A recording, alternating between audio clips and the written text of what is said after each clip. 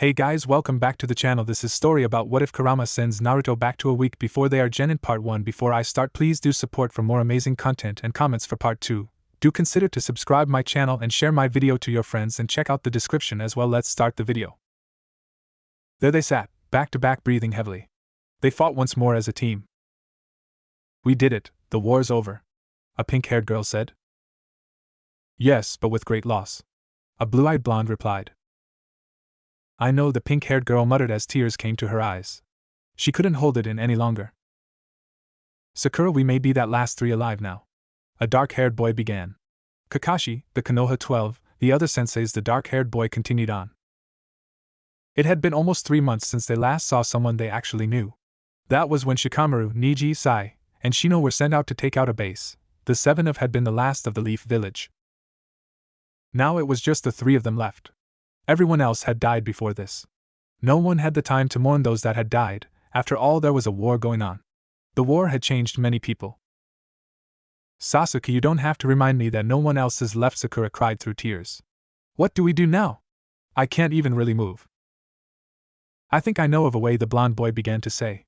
He paused as if he was still considering his idea. What is it, Naruto?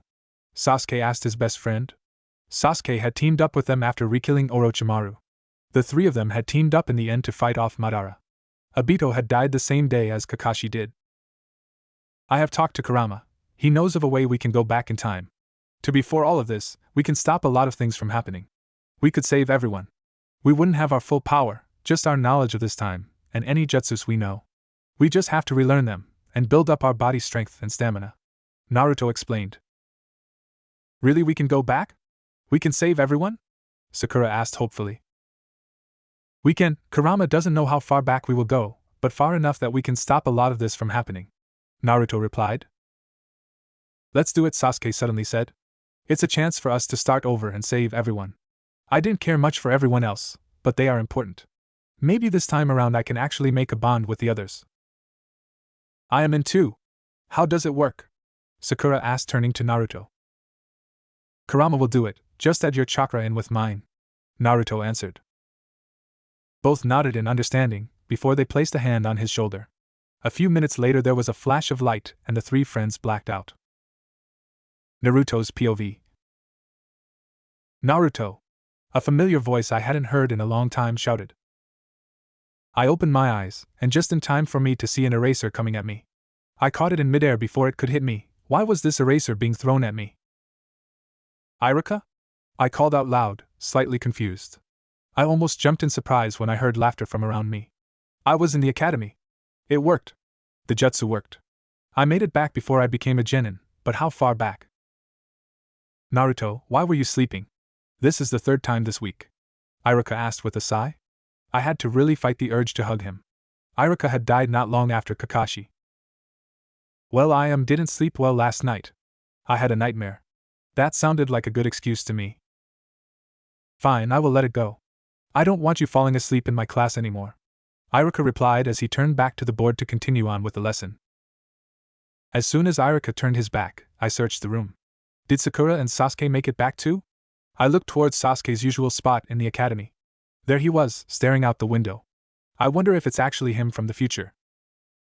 Sasuke turned to look at me, as if he knew I was watching him.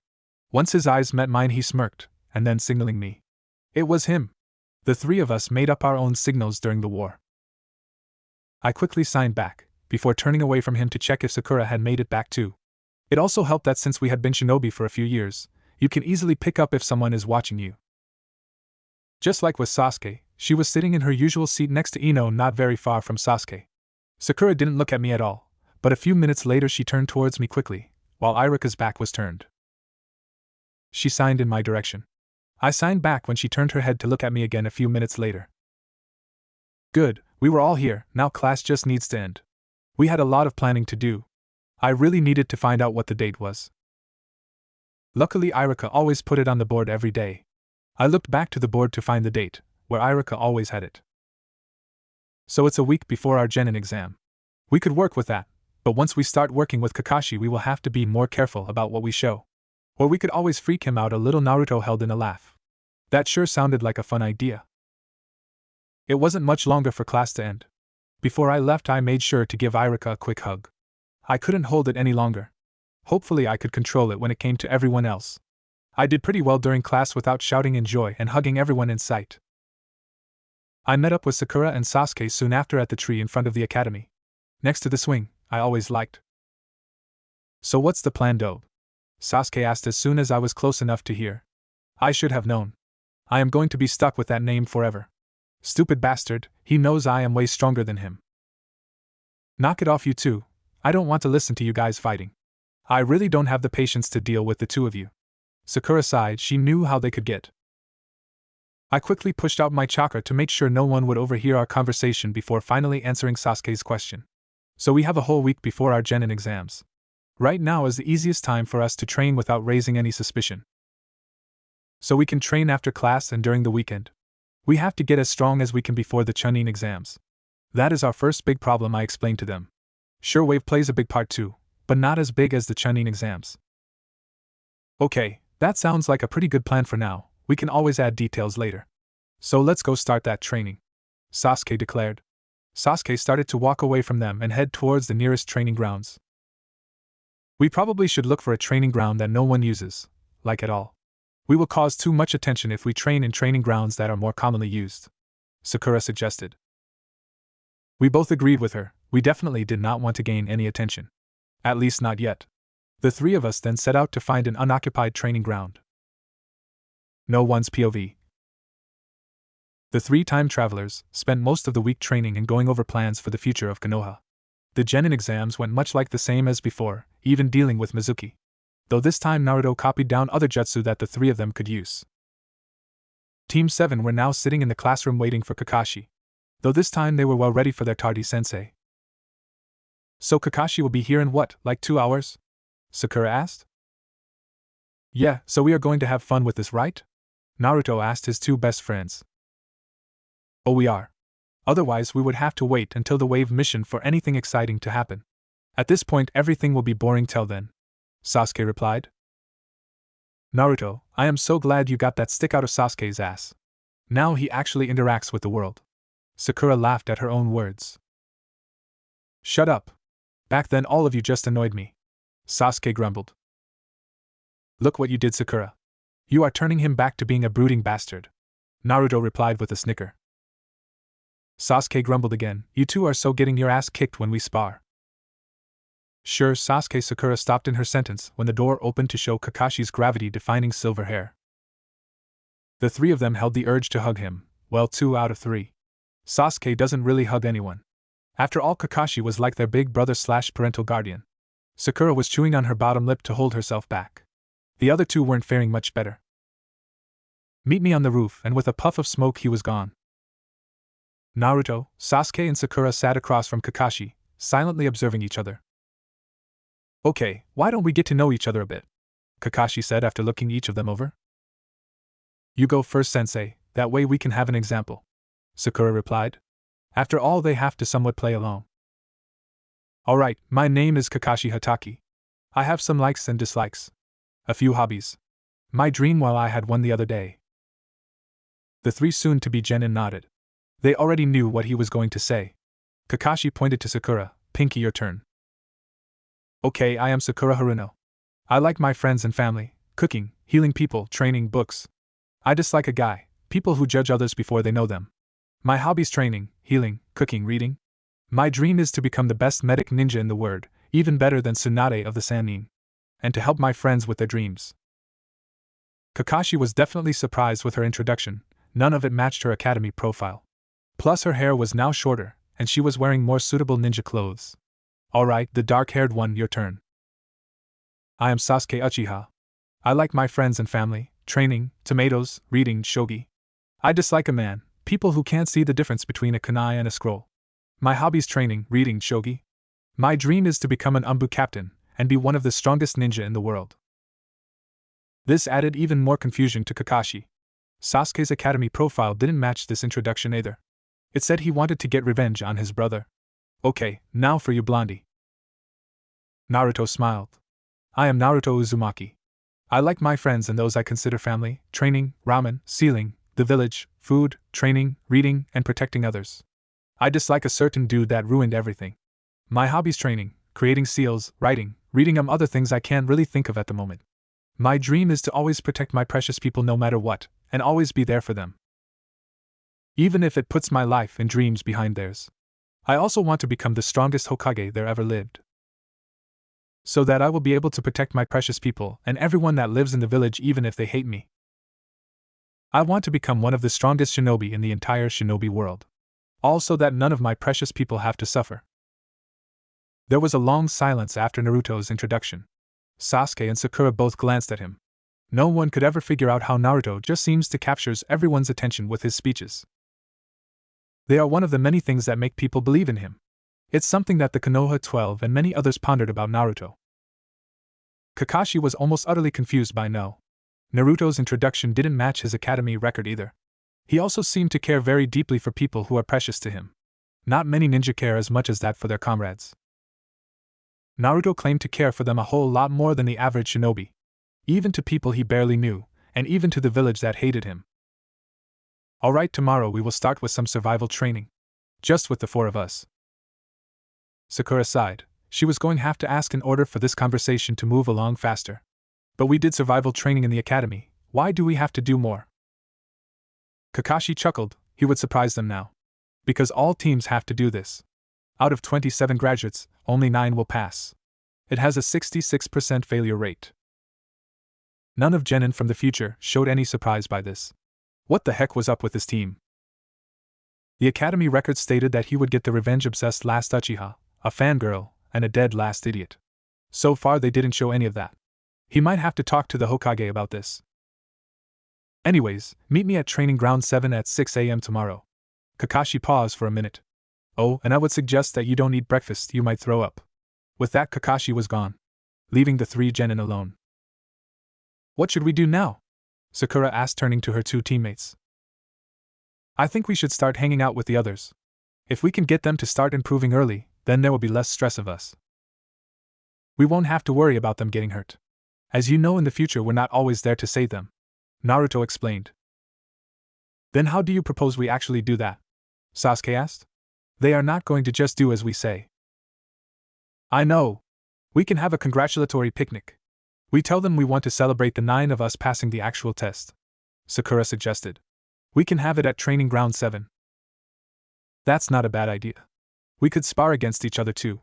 If we show them that the 3 of us are stronger than we all actually showed in the academy, it might just motivate them enough to work harder. Sasuke replied. If it all goes to plan, then we can start making it a weekly get-together. We could even get Teen Guy to join the group a few weeks after. If we catch their attention early, it might help us out in the long run. Naruto explained. You really just want to see all of them, don't you?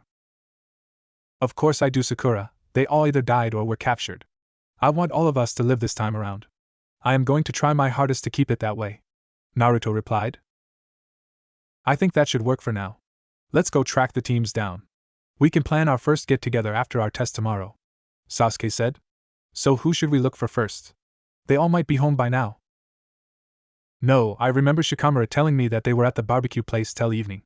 Kiba, I believe, told me they had their test the same day as introduction. So if we hurry we can catch them before they head home. Naruto explained. Then Team 8 is probably the team we should look for first. We have until at least till 5 or 6 to meet up with Team 10. Sakura said. I think they might be at Training Ground 8. They always go there, at least that's what Kiba told me. I am too far away to sense them from here. It would be easier if I could go into Sage mode. Let's just go already.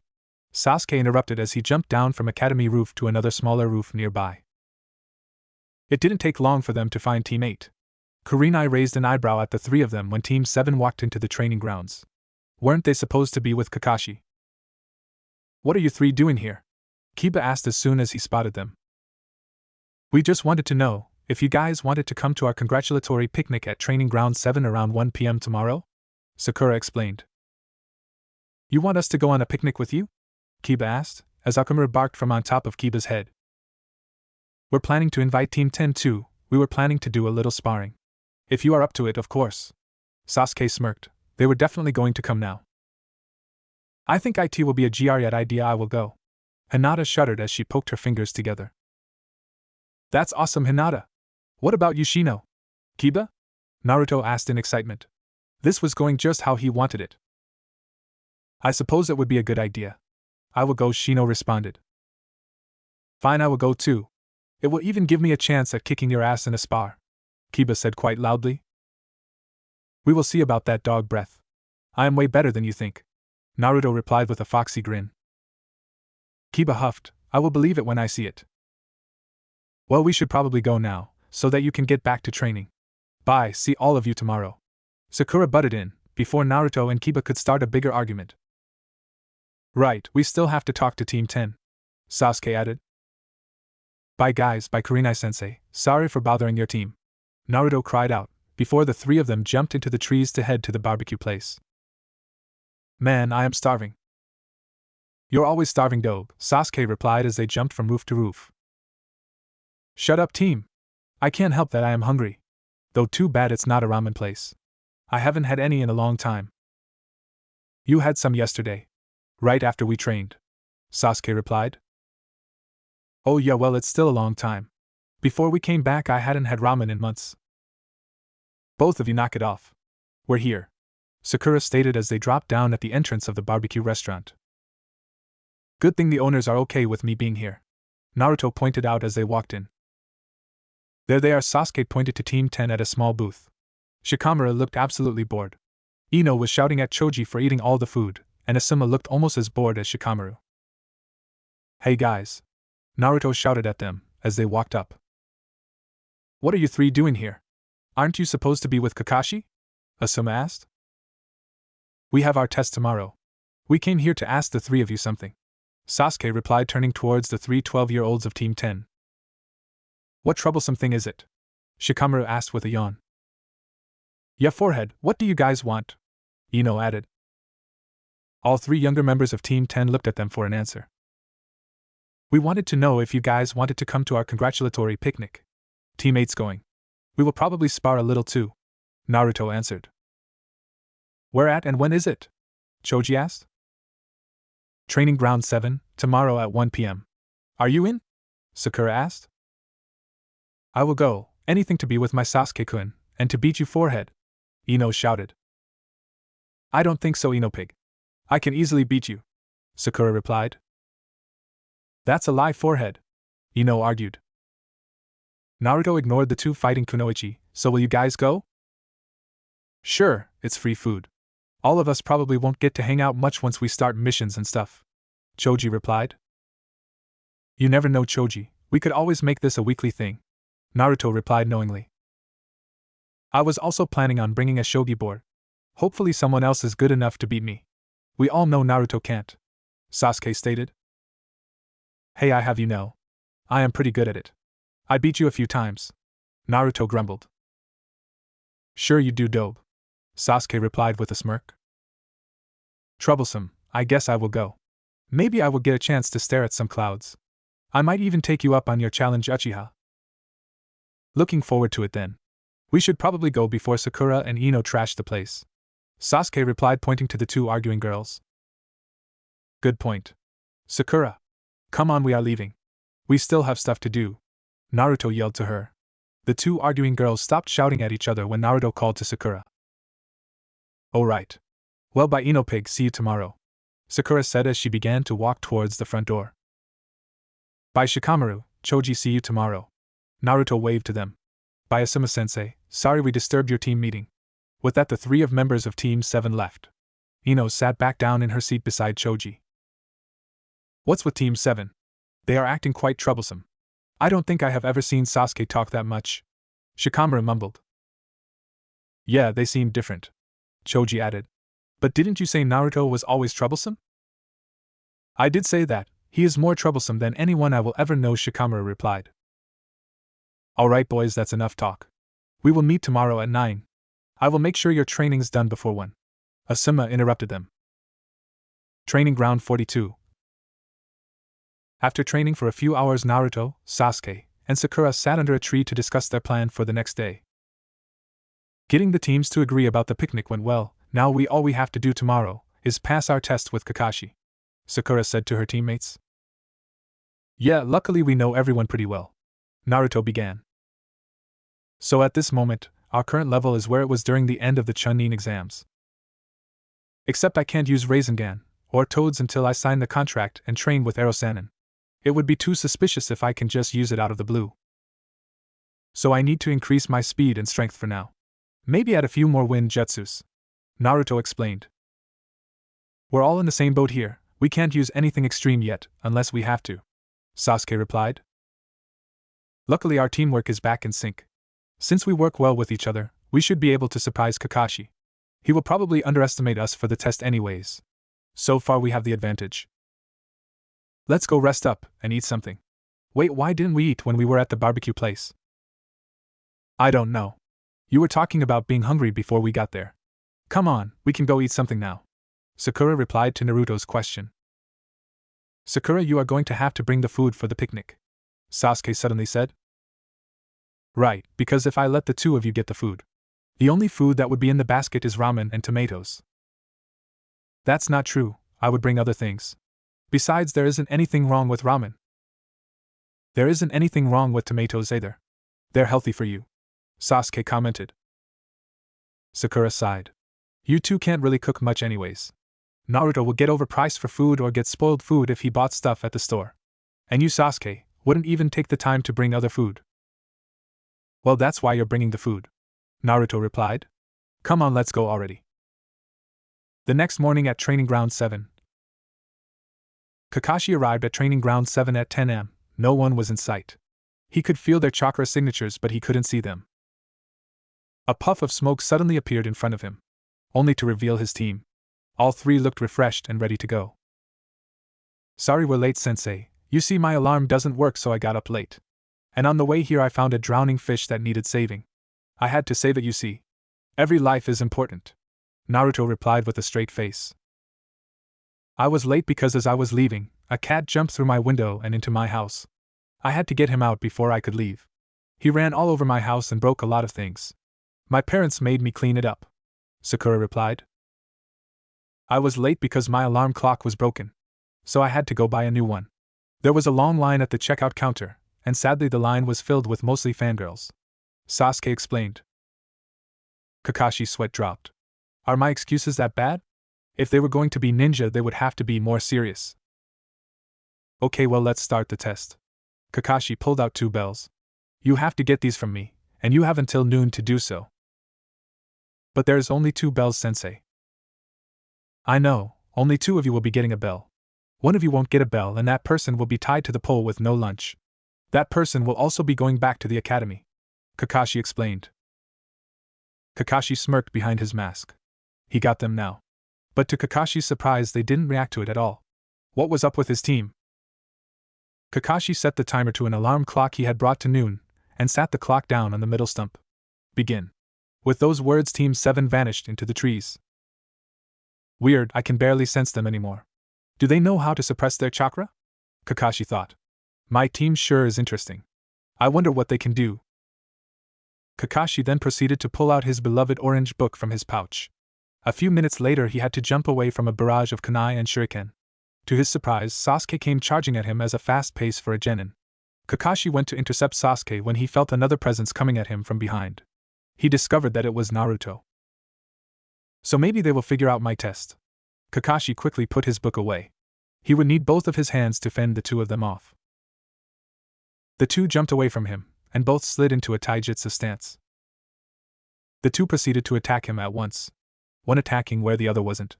They worked well with each other, as if had been working together for years. It was getting a bit harder to block both of them at the same time. The 3 of them had been fighting off each other for over 20 minutes now. Kakashi's side jumped away just in time to miss Sakura come at him from his right. So they were leading me towards her. Kakashi's eyes widened when Naruto and Sasuke both began doing hand signs. No way, they can't know that. Wind style, great breakthrough. Fire style, great fireball jutsu. Kakashi quickly used body replacement to get out of the way. Once the technique was over, Kakashi surveyed the damage. How much chakra was in that? Kakashi jumped down from the tree a moment later. He was definitely going to have to be careful. Sakura and Sasuke came rushing at him this time. Naruto hung back, waiting for something. Kakashi quickly began fending them off. While Sakura is pretty good in taijutsu. Her record said she was really low in taijutsu. Kage Bunshin no Jutsu. At those words, many Narutos appeared around the training grounds. As soon as the Naruto clones appeared, they began swarming Kakashi. Sakura and Sasuke jumped out of the way as the Naruto clones swarmed around them. Kakashi swiftly made his way through all the clones. He didn't notice that they were getting him pushed back into a triple tripwire. Once he set it off, it was too late, and he was caught into a chakra-infused net. Sakura quickly grabbed the bells from his belt just before Kakashi cut himself loose. Just as he freed himself from the trap, the alarm clock went off. "The three of you are good. I didn't expect that at all," Kakashi replied truthfully. "So Sakura, who are you going to give the other bell to?" "To both of them, after all they did most of the work," Sakura said, throwing them each a bell. "No way, Sakura, you did a lot during the test. You can have my bell," Naruto said, throwing his bell back to her. "No you don't, Naruto, you can have my bell." Sasuke passed him the bell he was holding. "After all, it was mostly your plan." "You don't have to worry about it, all three of you pass," Kakashi replied. "The reason for this test is for teamwork, but the three of you already knew that, didn't you?" "Of course we know, after all you have to look underneath the underneath," Naruto replied with a foxy grin. "That is correct. Those who abandon the mission are trash. But those who abandon your comrades are worse than trash," Kakashi explained to them. The three Genin smiled and smirked in Sasuke's case at his words. "We will meet tomorrow at the bridge over there at 7 a.m., Kakashi said, pointing to a bridge a few yards away. Later Kakashi waved before disappearing in a swirl of leaves. "That was quite fun, don't you think?" Naruto asked his friends. "A drowning fish, Naruto? That's the best you got," Sakura replied. "I thought it was funny. Have you heard the excuses Kakashi has given us?" "The others will be here soon. Sakura, why don't you go get the picnic supplies? Naruto and I can clean up the training grounds," Sasuke explained before another argument started. Sakura nodded before leaving the two best friends alone. Hopefully they don't start fighting while she was gone. It normally happened if she left the two of them alone long enough. Sometimes they just did it for fun too. Team 10 walked into Training Ground 7 just before 1 p.m. They paused in their tracks when they found Sasuke and Naruto in a fierce taijutsu match. The two of them were shouting at each other about something. Shikamaru couldn't really make it out. "Troublesome. They look pretty evenly matched. In the academy Naruto never fought like that," Choji stated as he munched on some chips. "Yeah, and Sasuke always beat him. Now it's hard to tell who will even win," Shikamaru replied. "Where the heck is Forehead Girl?" Ino asked, looking around for her pink-haired best friend. "What are they fighting about?" Kiba's voice asked, followed by a bark from Okamaru. Teammate had arrived. "I don't even know. It's too troublesome. I can barely follow their movements. They are fighting at a high speed," Shino observed. "I hope they won't get hurt too badly," Hinata added softly. The six Genin watched Naruto and Sasuke spar against each other for 10 minutes. Before Ino broke the silence. "Maybe we should break them up," Ino suggested as she watched the two jump apart from each other, only for them to jump right back in. "Ino, I don't think we could stop them. Instead of slowing down, they seem to be speeding up," Shikamaru answered. "What the hell is going on?" Sakura's voice shouted from behind the two teams. Most of them jumped in surprise. How could they not notice Sakura approach? Sakura was now standing beside them carrying a big basket and a large blanket. Naruto and Sasuke didn't seem to have heard their teammates shout. They were still going at it. It was like they weren't even paying attention to the outside world. Hey Sakura. We just got here a little bit ago. Your teammates have been fighting since before we even arrived. They didn't even notice us," Ino explained to her. "I see." Sakura set the basket and blanket down before marching over towards her two fighting teammates. "This doesn't look too good," Choji said as he ate another chip from his bag of chips. "Hey Choji, share some of those chips. I didn't bring any popcorn," Kiba told the Akimichi. Choji held the bag out towards the Inuzuka, who dug his hand into the bag to take a few. "Be careful, Sakura," Hinata quietly called after her. "What the heck do you two think you are doing?" Sakura yelled at her teammates, as she jumping right in between them, and punching the ground in the process, leaving a small crater where her fist had been. Sasuke and Naruto froze in their tracks. They were in trouble now. Hey Sakura-chan, we were just sparring," Naruto said as he rubbed the back of his head nervously. Don't be angry at me. It was all Sasuke team's fault, Naruto said quickly. No, it wasn't, Dobe, you started it. It was. Naruto was interrupted by Sakura. Both of you knock it off right now. Our friends are here for a to know when you spar that you forget about everything around you. We don't have time for that. Sorry, Sakura. The two boys replied in unison. Good, now come on, everyone else is waiting. Sakura turned back to the others. Ino, Kiba, Choji, and Hinata faces showed of shocked and disbelief. How did you do that? Ino asked after a few minutes. You mean the punch? I just enhanced my punch with chakra, and let it all out at once. Didn't you know that's how Tsunade of the Sannin fights? Sakura replied. Ino shook her head. I didn't know you were that strong, Sakura. Well, I didn't know any of you were that strong. They three of us have trained a lot. Most of it was in secret. If we want this generation of ninja to be better than the ones before, then we have to step it up. We got a long way to go before we surpass anyone. We do have a tough matchup, but I think we can do it. Naruto grinned. Well, let's eat already, I am starving. Everyone seemed to snap out of whatever weird daze they were in when Naruto stopped talking. Yeah, then I want to spar with you, Naruto, Kiba replied. Akamura barked in agreement. I also had Sakura bring the shogi as well. If any of you would care to play around with me, Sasuke explained. I suppose I could play you in a game, after we eat, Shino replied. Sasuke nodded. What about you, Shikamaru? Troublesome, I guess I could play the winner. You guys do that. Forehead, I want a sparring match against you. I want to see how strong you have become, Ino told her friend. Even with your new little trick. Once the blanket was spread out, and the food was passed out, everyone found a spot under the shade of a large tree began to eat, while talking to one another. Awesome, my idea is working. It won't be long until we can add Team Guy too. Lee should be easiest one to convince. We'll be strong in no time, Naruto thought as he watched everyone talk together. So how did you guys come up with this idea anyways? Choji asked when there was a pause in conversation. That's easy. We wanted to celebrate graduating, why not with your friends? We could also celebrate that we were the 9 genin that made it through the real test, Sakura replied. But how did you know that yesterday? Didn't you have your test this morning? Hinata asked. Everyone turned to the three members of Team 7. They had all been thinking the same thing. Well, we were going to celebrate even if we didn't pass.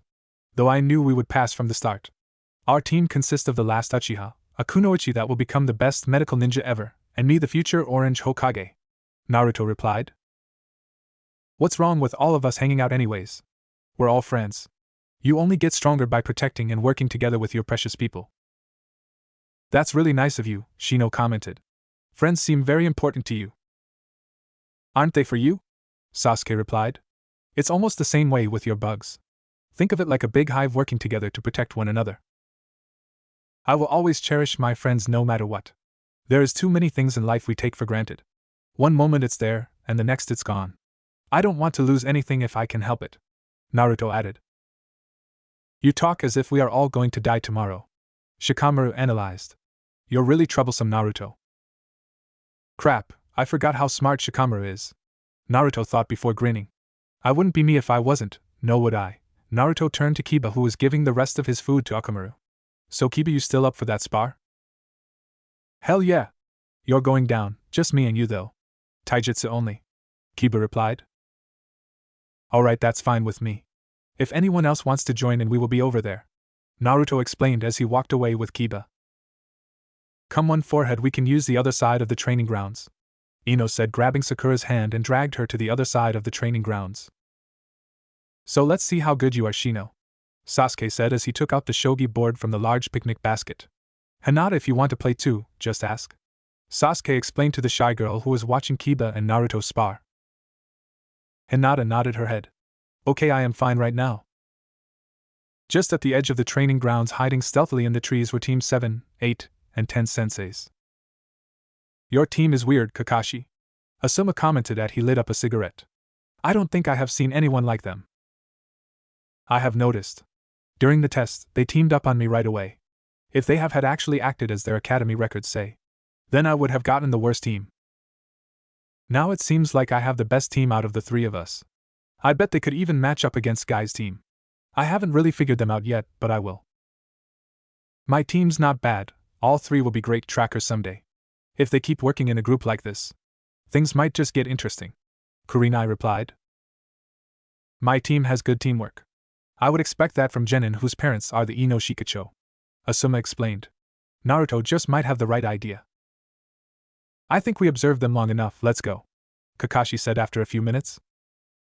The three Jonin nodded at each other before disappearing in a swirl of leaves. A few hours later. After a few spars and some laughs, it was beginning to get late. The sun was setting behind the trees. I can't believe you beat me, it's not possible. Next time the ending would be different. Kiba grumbled out to Naruto. I am using Akamura next time, then you won't stand a chance. Akamura barked in agreement. Naruto grinned. Well, Kiba, how about next week? We can make this a weekly thing. Naruto turned to the others. What about the rest of you? I am in. Sasuke's a good challenge in shogi, Shikamaru replied. I think I could get a little training in too. Working together is a good idea. If we learn to work well with each other, then we won't have problems with missions. As troublesome as it is, I think we need to be ready for anything. Yeah, if Shikamaru's in, then I am in too, Choji agreed. There is no way I am losing to Forehead again, count me in, Ino declared. So that's all Team 10. Now what about Team 8? Naruto thought. I thought today was fun. I will be there as well, Hinata replied. It would be logical to accept your invitation, Shino stated. Of course I am going to come too. I don't want to be left out of all the excitement, Kiba said, as Akamura bark followed in agreement. Awesome, how about Sunday afternoons? Shinobi normally get that day off, unless they are on a long-term mission outside the village, Naruto explained. How did you know that? Choji asked. If you have been in the Hokage's office enough times, then you tend to learn a few things. I see Aji-san quite a lot, Naruto replied. So is everyone okay with the plans? Sasuke asked. Everyone nodded in agreement before going their separate ways, leaving Team 7 alone. Wow, I can't believe that went so well, Sakura said after a few minutes of silence. Shikamaru and Shino seemed oddly suspicious about us. Everything that we said seemed to be questioned. From what I remember, Shikamaru barely wanted to do anything, Sasuke explained. We are going to have to be careful around him and Shino. Otherwise, we would seem too suspicious. They might say something to the Hokage. We don't need all that, added another thing to our list, Naruto replied. Let's just go home and rest for the night. Tomorrow we can meet up early to train, before Kakashi shows up. Sasuke and Sakura agreed to meet the next morning, before the three of them left to head home. Naruto walked into his apartment. It was lonely here, that's why he liked to spend a lot of time with the others. Naruto was sure Sasuke was probably feeling the same way. Naruto sighed as he sat down on his bed. He needed to get into contact with Kurama. He hadn't heard from the fox at all since they have been back. It was slightly worrying him. Naruto crossed his legs and closed his eyes.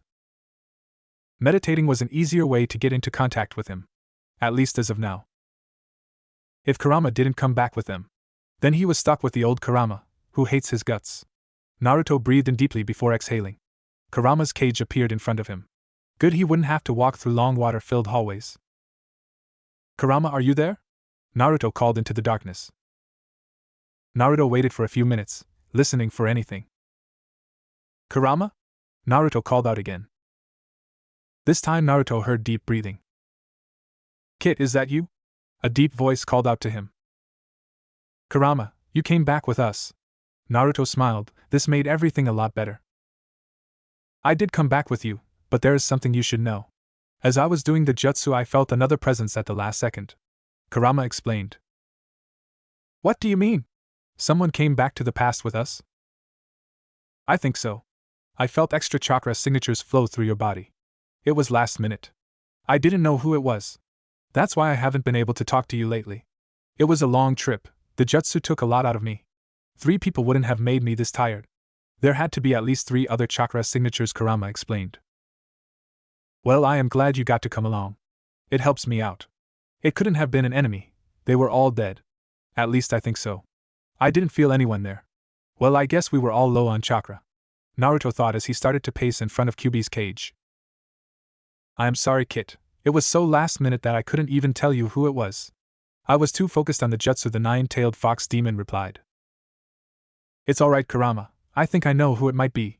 I will have to talk it over with Sasuke and Sakura tomorrow, Naruto explained. We can figure out where to go from there. Good idea, Kit. I should be able to talk to you outside your mindscape now. Okay, I will talk with you later then. I am exhausted already, and it's only the beginning.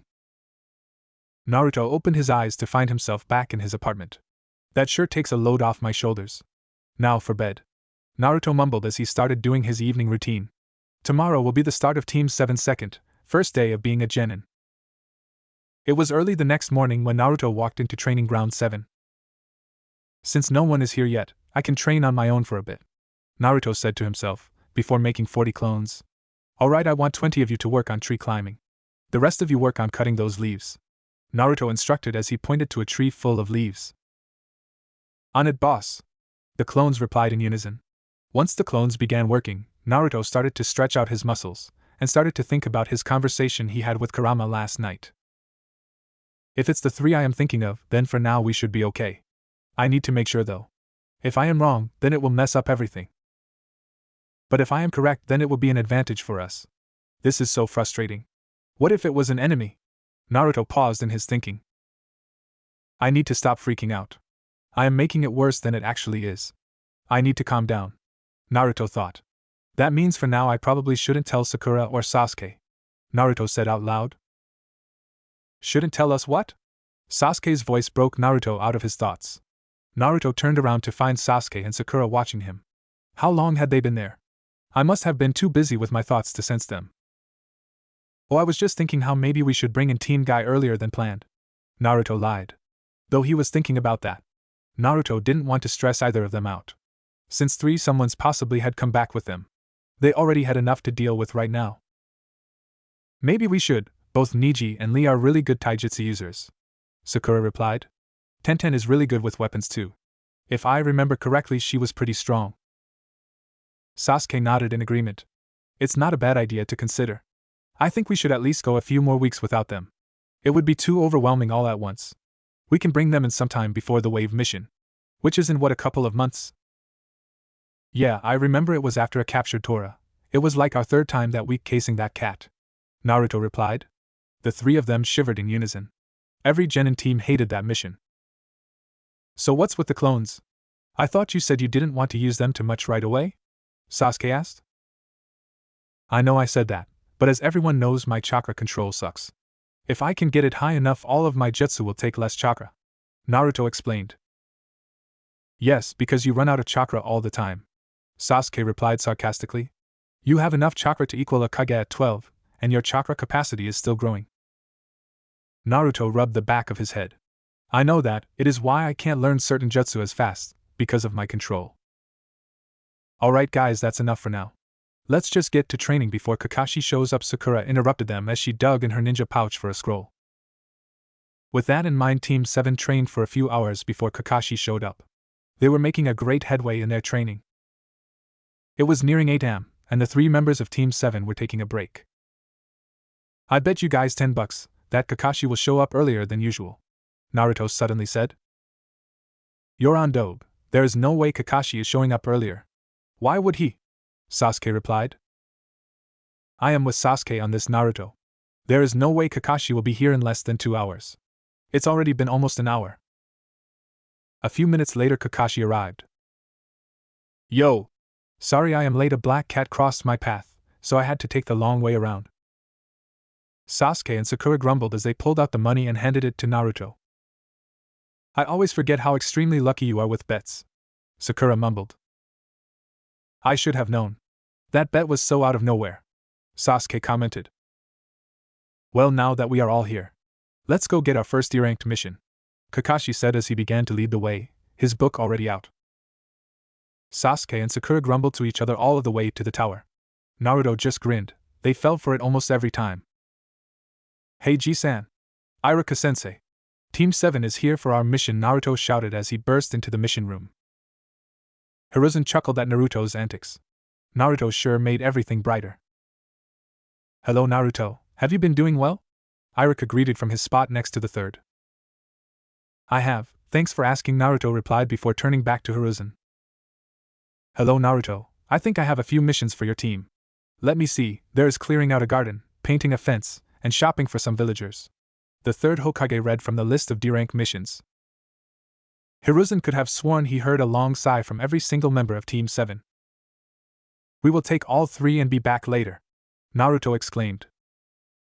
Now Naruto, did you even ask your teammates or Kakashi if that was okay? Iruka asked. Well, I know Sasuke and Sakura were okay with it. Naruto turned to Kakashi. Can we do all 3 missions please? We can get them done faster this way. Naruto begged. Alright, we can take all 3 of them, Kakashi replied from behind his orange book. Yes. Hand them over Ji-san, we will get them done in no time, Naruto declared. Calm down Dobe, Sasuke told his best friend, as the third Hokage handed Kakashi the mission files. I am calm Sasuke team. I know you want to get these boring missions out of the way just as much as I do, Naruto replied as Team 7 was leaving the mission office. Once they were standing outside the tower, did Kakashi talk. Okay, which one do you guys want to do first? All of them, with my Kage Bunshin, then they will be done in no time, Naruto explained. Naruto, these missions are designed to be for teamwork. You can't just do them all yourself, Kakashi replied. Kakashi, our team already has good teamwork. This is a way faster method in getting them all done. If we accomplish a lot of them, we can get higher missions sooner. We all know you don't want to be stuck watching us do boring D-rank missions, Sasuke said. Each of us can take one, and Naruto can send clones with Sasuke and I so that we get them done. In a way we are all still working together, Sakura added. Kakashi sighed, his team really liked to be complex. Fine, that is what we will do then, Kakashi complied. Kage Bunshin no Jutsu, Naruto shouted as many Narutos appeared. Let's get started.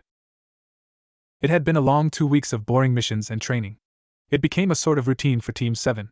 Today though was another get-together with the other genin they graduated with. Everyone had already arrived and was doing their usual thing. Sasuke, Shikamaru and Shino were playing shogi. At least for now, they normally joined in with the spars after a while. Hinata was sparring with Ino and Sakura. Sometimes they would all switch partners up. Choji, Kiba and Naruto under a tree, resting after a long spar, which Naruto won, once again. Hey Naruto, can I ask you a question? Kiba asked when there was a long pause in their conversation. Sure, what's on your mind? Naruto asked. Well, I just was wondering. How strong are you? I have seen you use elemental jutsus already. My mom told me that most shinobi don't even start their element training till at least Chunin. Kiba explained. Well, I guess I am not like most shinobi. I have tons of chakra, Naruto replied. I am pretty good with taijutsu already, and combined with my Kage Bunshin, that's already a good combination that works for me. So I add in my elemental training to change it up. Kiba nodded and paused for a minute. Do you think you could help me find out what my element is? Kiba asked. Sure, I have a pack of chakra paper if you want to try now, Naruto answered. Hey Naruto, do you think I could find out what mine is too? Choji interrupted. Of course you can, Choji, Naruto replied as he dug a scroll out of his pocket. Naruto opened the scroll and applied chakra to it. A package of a cream-colored paper appeared. Hey, anyone else want to know what their element? Naruto called out to the others. I have always wanted to know what mine is, Ino replied as she began to walk over to him with Hinata and Sakura not far behind. We should probably go over there too, Shikamaru stated. They might cause mass destruction to the training grounds. Once everyone gathered closer, Naruto handed each person a small square of paper. Now all you have to do is push your chakra into the paper. If it rips in half, your element is wind. If this begins to burn away, then your element is fire. If it gets wet, it is water. If it wrinkles, your element is lightning, and finally if your paper turns to dirt and crumbles away, your element is earth, Naruto explained to the genin. Here Naruto, Sasuke and I can demonstrate for you, Sakura said, as she lifted her chakra paper up so everyone could see it. Sakura sent chakra through her body to the paper. After a few seconds the paper started to crumble away. So you have earth then? Hinata said, once Sakura's paper disappeared. Sakura replied yes, before nodding at Sasuke to go next. Sasuke infused his paper with chakra. Sasuke's paper wrinkled before starting to burn away. If you are like me, then you might have 2 elements early. Most shinobi have their second element trained by the time they are jonin. Sasuke explained before turning to Naruto, to indicate that he could go next. Naruto sent his chakra into the paper. Like it did the first time, Naruto watched his paper split in half. What shocked a few was when a few seconds later one side of the paper became wet. Wow, I didn't even know you had a second chakra nature. I thought you just had wind. Sakura commented. Yeah, it was a last-minute thing. I just found out recently. Naruto explained. I want to go next. I just know I am going to get two. Kiba shouted as he sent chakra to the paper. A few seconds later Kiba's paper started to crumble away. Looks like you only got one, dog breath, Naruto joked once the paper fully disappeared. It appears Choji and I have the same as you, Kiba. Shino stated. His chakra paper was nowhere in sight. Choji looked pretty satisfied, and was now eating a bag of chips. I got Earth too, Choji simply said before reaching in his bag of chips. I want to go now. Ino exclaimed as she sent chakra into the small paper. Ino's paper began to get soggy. Oh gross, that feels weird. Ino cried out as she dropped the paper. Hinata followed suit, her paper did the same as Ino's. I got water as well. Hinata mumbled to the group. She was getting better at talking to everyone without shuddering. Okay, Shikamaru, it's your turn, Naruto said, as everyone turned to the lazy Nara who had yet to do anything. Troublesome. Shikamaru sent chakra into the square paper just like everyone else had. It was only a moment later that the paper caught on fire. Well, that's everyone, why don't we all train in elements for a while? I have a few water scrolls on me. I know Sasuke always carries a few fire, and Sakura just got a scroll that contains earth jutsu.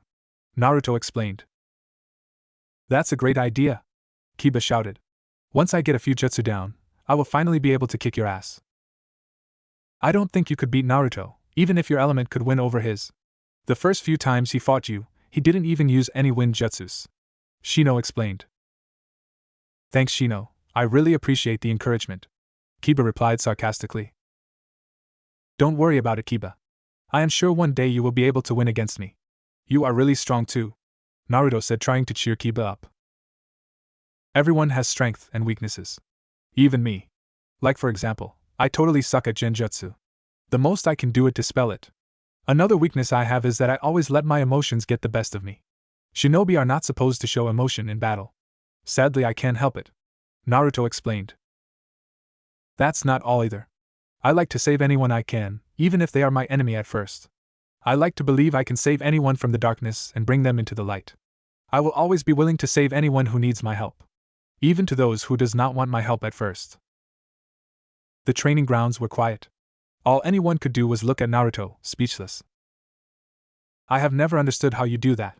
At least I know I was never the only one, Shikamaru said, speaking out what he was thinking. Indeed, you always sound inspiring when you get like that, Shino commented. Naruto turned to them. What do you mean? This is the first time I have said anything inspiring, as you say. Both Shino and Shikamaru tensed. Naruto's eyes widened, he was correct. He knew who it was. Naruto grinned, now all he needed was the third person. He was glad they were alright in the end. Thought the conversation will have to wait. No worries, I have probably done this before in front of you guys. I must have forgotten, Naruto replied smoothly as he rubbed the back of his head. Hey! Why don't we start that training? Sakura's voice broke through the tense atmosphere that had started to build up. Sakura quickly shared a look with Sasuke. Something was up, and they were going to find out, and soon too. The group of Genin had been training for over 2 hours. Everyone was improving at a fast rate too. Naruto wondered why no one realized how much potential the Konoha 12 really had. If someone had tried this the first time, all of us would have been even stronger than we were the first time, Naruto thought as he watched everyone train together. Both Shikamaru and Shino kept glancing in his direction several times throughout the 2 hours. It was now getting late, the sun had already begun to set, and if you looked close enough you could see a few stars. Naruto was just about to tell everyone that it was getting late, when Neji came walking into the training grounds. Hinata-sama, your father sent me to find you. He expected you to be home an hour ago, Neji explained when he came to a stop. I am sorry, Neji and Ayase, Hinata replied as she gathered her things so she could leave. What are you all doing here? Neji asked a few seconds later. We're training together, what does it look like we are doing? Naruto replied as he stepped in front of Niji. Naruto watched him carefully. Besides, Team Guy was supposed to be added to the group soon. He had to get Niji to agree somehow. I don't think I have ever heard of a bunch of genin training together, at least not all 9 of you, Niji said, looking over Naruto. Naruto grinned. This was perfect timing to do a little test. This would narrow down his list. So Niji, I heard around the village that your team consists of the strongest genin in Konoha. Do you think your team could maybe have a little spar with me and my team? Naruto asked the Hyuga. My team is pretty strong. What makes you believe that your team could match up against mine? Niji replied, keeping his eyes on Naruto. There was something going on. I know what my team can do. Naruto began. I see now, you're one of those Hyuga that believes in fate. Where you think that destiny controls us, right? You don't think Team 7 can handle it. We must appear like a bunch of losers to you, Naruto added. The way Niji replied would either prove he was right, or prove that he was wrong. Niji smirked as if he knew the game Naruto was playing. I don't believe in fate. An old friend of mine once told me that you can make your own path. People can choose their own destiny by their own actions. Naruto heard a collected gasp from behind him. So the others are finally catching on. Naruto grinned, just like he thought. That's some friend you have. He seems like a really smart guy. I would love to meet him someday. Naruto replied with a foxy grin. Niji chuckled. I think you two would get along well. Your personality is very similar. Before Naruto could reply, Kiba interrupted. I need to head home. My mom will kill me if I stay out too long. This conversation also confuses me. So I think it's a good idea if I just go, Kiba said. Akamura barked in agreement. The small dog wanted to go home too. Yeah, I'd better get home too. My dad will be worried if I am out too late, Ino explained. Come on, Choji, you can walk me there, Ino told the chubby boy. Sure, Ino, but what about Shikamaru? Shouldn't he come with us too? Choji asked. Don't worry about it, Choji. I have to ask Naruto something, Shikamaru replied to his best friend. Ino and Choji said goodbye, before leaving the training grounds to head home. Hinata-sama, why don't you go on ahead? I don't want your father to be angry with you, Niji told his cousin. Okay, Hinata replied. She knew something was going on, but at the moment the rest of them weren't allowed to know. Once Hinata had left the training grounds, Sakura turned to Naruto. Okay, I need to know what the hell is going on, Naruto? Naruto rubbed the back of his head nervously. This part of the conversation was going to be troublesome. Well, you see, it all started when Kurama told me that he felt other chakra signatures attached to ours when we left from the future. I didn't tell you because I thought it would have stressed you out. I have thought about it since I found out. There was only one group that came to my mind. One that I knew could have possibly gotten there at the last second, Naruto explained. Isn't that right? Naruto turned to Shikamaru, Shino, and Niji. So tell me what happened. Shikamaru sighed. Yes, it was us. We were trapped in that base for 2 months. Sadly, Sai died the day we broke out. He tried to hold the last remaining ninja off so we could get away. After we escaped, the 3 of us went searching for you. Since the 3 of us were injured, it took a while to travel, Shikamaru explained. When we finally found you, it was in a war-torn battlefield. I was about to call out to you, but all of a sudden we felt a large buildup of chakra. We didn't know what you were doing, but we had to find out. So we walked up to the 3 of you. Your eyes were closed, but the chakra was getting stronger. I don't think you could hear anything. The 3 of us were holding each other up by the time we got there. We weren't at our full strength. I had a broken leg, and Shino had a few broken ribs. Shikamaru went to shake Sasuke's shoulder to get your guys' attention. As soon as Shikamaru's hand made contact, all of our chakra began to get sucked out. I remember blacking out after that. When I woke up, I found myself in the Hyuga compound, Niji clarified. I also woke up in my home at the Abirame compound. I was confused at first, until I started to think about what happened before we left. Only you, Naruto, could have somehow figured out a way for us to be sent back to the past, Shino said, as told his part of the story. At first I wasn't sure if you were actually you, Shikamaru said. I started suspecting it was you from the future, when you invited us to the very first picnic get-together. You were also way too nice to Sasuke.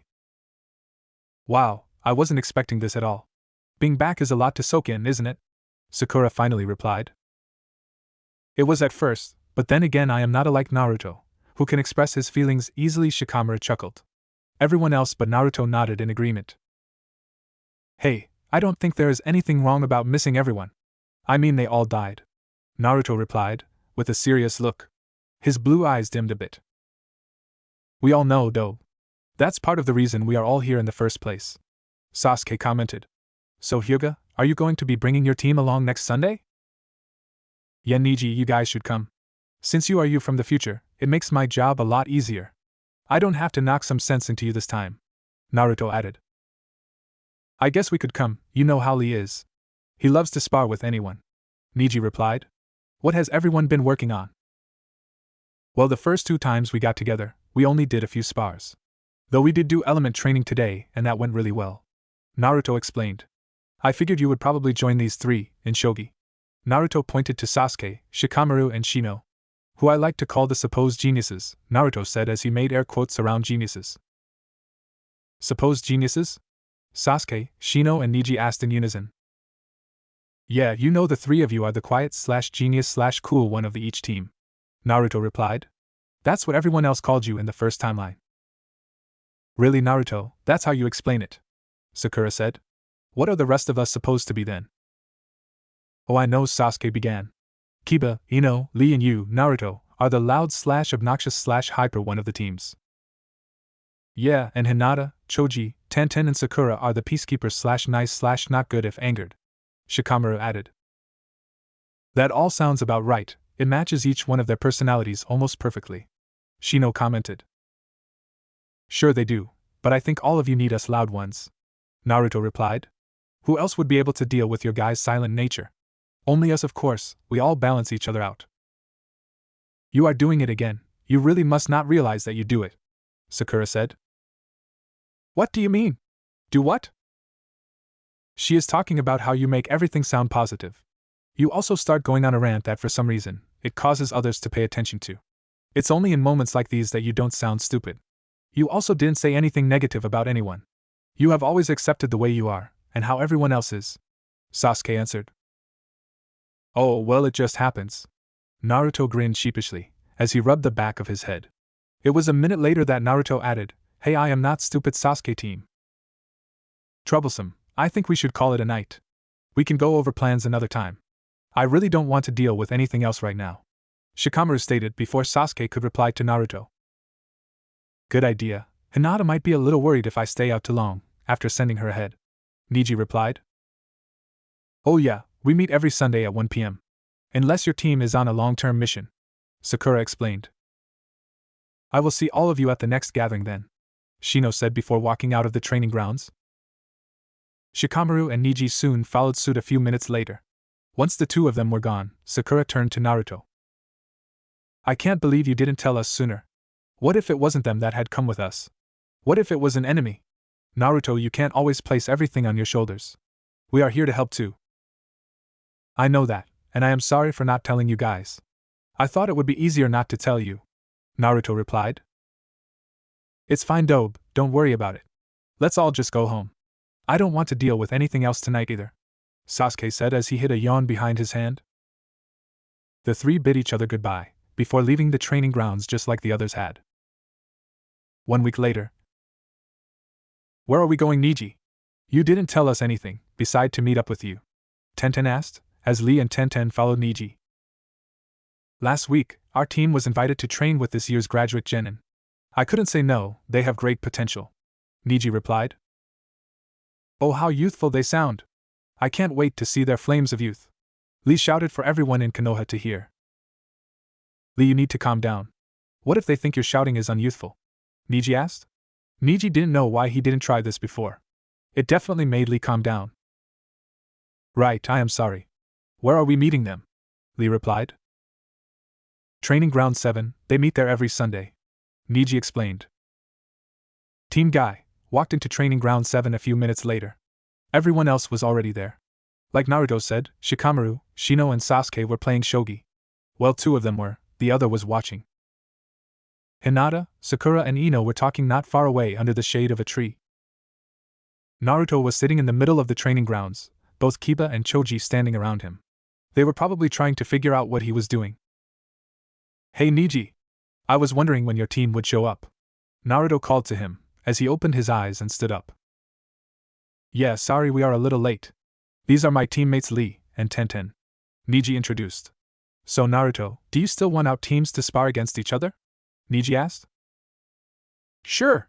I am sure Sasuke and Sakura are up for it. Hey, why don't we have a team tournament? All 4 teams can participate. Naruto replied. That sounds like fun. We should do it. Kiba agreed. I guess it doesn't sound too bad. Choji added. Hey guys, do you want to do a team tournament? Kiba asked the others. A team tournament? Who started this? Naruto? Sasuke replied. Come on team, it will be fun. We can see who the strongest team is. Naruto said. That isn't a bad idea. Shino commented. Troublesome, I have a feeling this might become a big argument. Shikamaru stated.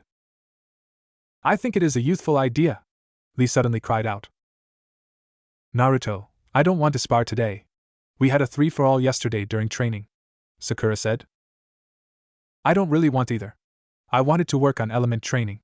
Ino added. I don't know, Hinata mumbled. Well, if it's okay with you, Tenten. Do you think you could sit out with the rest of the girls? We can do just guys from each team. Otherwise, if you joined, the teams would be uneven. Naruto explained. I guess I could. Tenten replied as she walked over to the other girls to introduce herself. Naruto turned back to the guys. Alright, how do you guys want to do the tournament? Naruto, I didn't say anything about agreeing. Shikamaru replied. I can just see the mass destruction the training ground will have when we are all done. Shikamaru, it is a training grounds. Neji stated. Troublesome, fine, I will go along with this tournament thing. Shikamaru finally agreed. Why don't we do Neji and Lee versus Kiba and Shino as the first match? Then the second match can be Choji and Shikamaru versus Naruto and I, Sasuke suggested. That sounds like a good idea. Then the winners of those matches can fight each other. If they are able to continue anyways. Naruto replied. Troublesome, I guess this is uneatable. We can do it, Shikamaru, don't worry. Choji said. I know, but it is going to be tough. Naruto and Sasuke are really strong, Shikamaru replied. Let's get started then, I am ready for this. Kiba cried. Arf. Akamaru barked in agreement. YOSH. I cannot wait. Our flames of youth burns brightly. Lee shouted. Naruto laughed. This is going to be a day to remember. Kiba quit shouting. We are fighting first, and I don't want you to get cocky about it. Lee and Neji have a year of training over us. Shino told his loud teammate. Sorry, Kiba grumbled. He didn't know why Shino had to be so serious all the time. Can you guys start the tournament already? We're getting old over here. Ino yelled at them. Naruto, Sasuke, Shikamaru and Choji walked over to the tree line not too far from the girls, so that the sparring tournament could start. So, no bets? Naruto asked, turning to the others. No way, I learned the hard way last time. You have too good of luck. I always lose. Shikamaru replied. I am not betting with you there, Dobe. I know how you are, and Choji, I would advise you to not bet against Naruto. He is overly lucky on anything. Sasuke said. You guys are just jealous. Naruto replied as he turned to watch the fight. Shino and Kiba stood across from Lee and Neji, in training round 7. Shino knew they were going to have a tough time. Unlike Kiba, he also knew how fast Lee was. Neji was from the future, he had no doubt that Neji had trained even more than normal. Just like everyone else who came from the future had. Kiba and Lee slid into taijutsu stances, while Shino readied his bugs. Neji activated his Byakugan before sliding into the gentle fist taijutsu stance. In a split second, Lee was charging towards Kiba, and Neji wasn't far behind him. Kiba blocked Lee's first punch, but barely could keep up with Lee's speed. Shino jumped back and sent out millions of bugs from his coat's sleeves. Neji kated through the bugs, killing a lot of them as soon as they made contact with his chakra barrier. Neji knew how most of Shino's techniques worked, just like how Shino knew his. The only thing Shino could think of was to surprise Neji with the few earth element jutsus he knew. Kiba was starting to have a really hard time keeping up with Lee. Akamaru, who was transformed as him, would attack him Lee on one side, while he attacked from another direction. It worked at first, but Lee was just faster. Fang over Fang! Kiba shouted, as he and Akamaru began to spin at a fast speed towards Lee.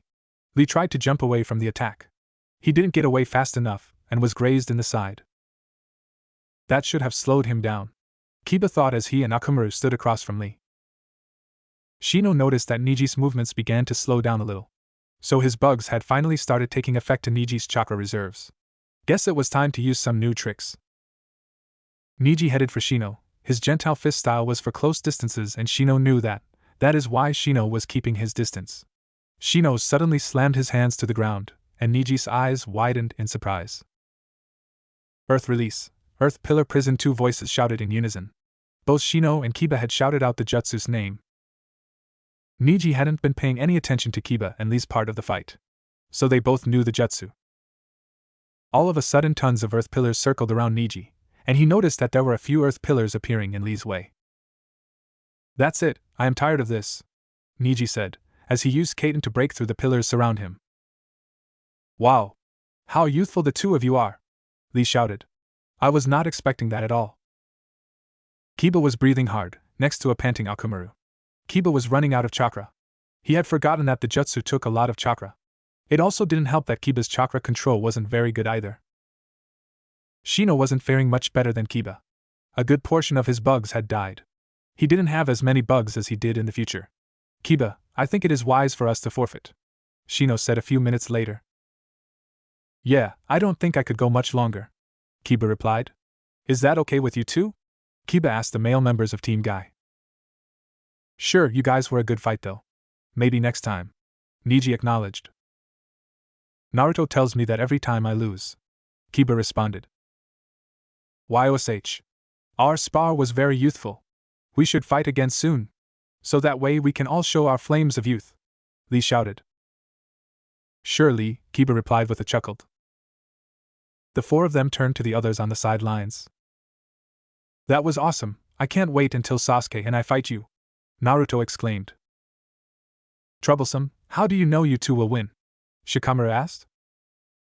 That's easy, Naruto has enough chakra to fill every single one of us, and then still be ready to go. Then and me, we're both quite a team when we want to be, Sasuke replied. You're acting way too nice, Uchiha. Someone got some sense beaten into them by a certain blonde ninja, Niji stated. Shut up, it happened to you too, Sasuke grumbled out. What the heck are you guys talking about? Ino asked. Yeah, are you talking about Ino or Naruto? Tenten added. Naruto was about to interrupt, when a voice stopped him. Hey Kit, what's going on? Kurama's voice asked. We're just sparring with each other. Nothing big right now. Oh, Shikamaru, Niji and Shino were the three that came back with us. I know, Kit, I can see you through your eyes and memories, remember? Then why did you ask me what was going on? Naruto asked. Just for my personal enjoyment, I don't always look through your memories. I was asleep earlier. Well, I am going to be fighting next, but I think Sasuke and I can take down Shikamaru and Choji. Shikamaru will probably get lazy and want to forfeit, so he doesn't have to fight again. That sounds about right. Well, you probably should be paying attention, you're spacing out. Your friends have been calling you for 2 minutes now. Oh crap, thanks a lot Kurama, I will chat with you later, Naruto said before going back to paying attention to the others. Hey Naruto, Naruto! Kiba called out to him. What? Why are you all staring at me? Naruto asked when he noticed everyone was watching him. You zoned out and didn't talk for 5 whole minutes, Sakura replied. Oh, well, sorry, I was thinking about something, Naruto answered as he rubbed the back of his head. Does it hurt? Kiba joked. You know it kind of did, I had to think about all the things I have to help you with, Naruto explained. Can we just start our spar now? Choji interrupted. Of course, Choji, I am ready whenever the rest of you are, Naruto replied. What a drag, let's get this over with, Shikamaru mumbled as he walked towards the middle of the training ground with Choji right behind him. Come on, team! We have to kick their butts before we can fight Niji and Lee, Naruto told his teammate. Sasuke didn't answer Naruto, as he too walked towards the middle of the training grounds. Naruto and Sasuke now stood across from Shikamaru and Choji. Shikamaru and Choji were used to working together. Sasuke and Naruto were going to have to be careful. After all, Shikamaru was a genius, he was probably already on his 20th strategy. The battle was started as soon as both Sasuke and Naruto noticed Shikamaru's shadow stretch towards them. They both jumped apart and away from the shadows that were chasing them. Naruto jumped away just as Choji came rolling towards him at a high speed. Crap, Shikamaru's trying to distract us. Naruto mumbled as he moved out of the way once more. Shadow Clone Jutsu! Naruto yelled, as 20 Narutos appeared into existences. All of the clones ran towards Choji, who had stopped rolling. Sasuke was in a small taijutsu match with Shikamaru. If Sasuke kept the Nara from using hand signs, then he couldn't trap him in shadow. Troublesome, I knew this battle would end up like this. Shikamaru grumbled, as he blocked another kick from Sasuke. Shikamaru jumped away from Sasuke, only to be attacked by a few Naruto clones that were attacking from behind. Wind style, great breakthrough. Naruto called out the jutsu's name. The high gust of wind pushed Choji back and into Shikamaru, who had just finished off a few clones.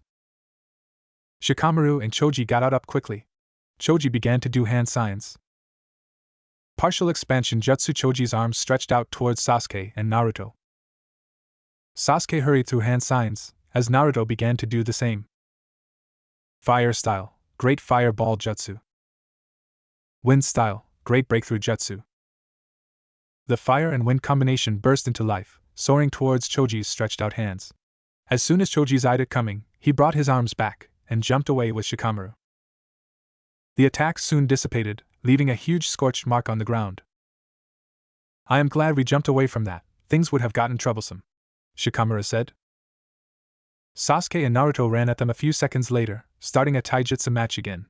All four of them exchanging blows with one another. It was 10 minutes later that Shikamaru spoke up. He was getting tired of this. Okay, we're forfeiting. I don't want to keep fighting the two of you. Choji and I obviously won't win. It is easily to tell that the two of you are holding back, Shikamaru said. I also don't want to fight with Neji and Lee. Yeah, I am okay with forfeiting. I am getting really tired, Choji added. Naruto shrugged. Okay, I guess I figured you would ended up forfeiting anyways. Sasuke nodded in agreement. He was looking forward to fighting with Neji and Lee. The four of them walked back over to the edge of the training grounds. I can't believe you guys give up? You could have tried harder. Ino yelled at Shikamaru and Choji. Ino, you weren't even out there. Do you think you could have won if you fought Naruto and Sasuke? Shikamaru asked. I guess not, Ino replied as she blushed in embarrassment. Wow, so youthful. Our spar will be joyous, Lee exclaimed. Lee, calm down. We can't start right away. We are going to take a break, Naruto said. Okay, Lee agreed. The group all sat together, talking about training and missions, when all four of their senseis appeared. Kakashi-sensei, what are you guys doing here? Sakura asked. Well, we have heard about your guys have been training together on Sundays, Kakashi replied. You guys do check on us, sometimes when we get together. Well, not guy until today, Naruto stated. You knew we were watching you? Kurenai asked, surprised that they were spotted. Of course we did, you guys don't really hide your chakra, Sasuke explained. So what were you guys going to say? Hinata questioned. We wanted to test you guys as a group, Asuma answered. As a group, what do you mean? Tenten asked. In 1 week, all 12 of are going to fight the 4 of us. We are going to test how well you guys fight as a group. The third Hokage is quite interested in this, Kakashi explained. That's new, I haven't ever heard about this, Neji responded. So we're being tested to see how well the 12 of us work as a team? Shikamaru asked. Exactly, the Hokage hasn't said anything about what happens if you do well. Though I don't think all 12 of you can work as a team, it's never been heard before, Kakashi explained. I think you are wrong, Kakashi. I bet the 12 of us can work well together. We might all even surprise you a little. We are a lot stronger than you think, Naruto said determined. I will see it when I believe it. So we will let you have 1 week to prepare. No missions until then. We will leave all of you alone and let you work out a strategy, Asuma added. It sounds like a youthful idea, Lee shouted. Yes, Lee, let your flames of youth soar, Guy shouted back. Thank you, Gi-sensei. If we cannot test our limits, then I will do 1000 push UPS and run 1000 lamps around Konoha.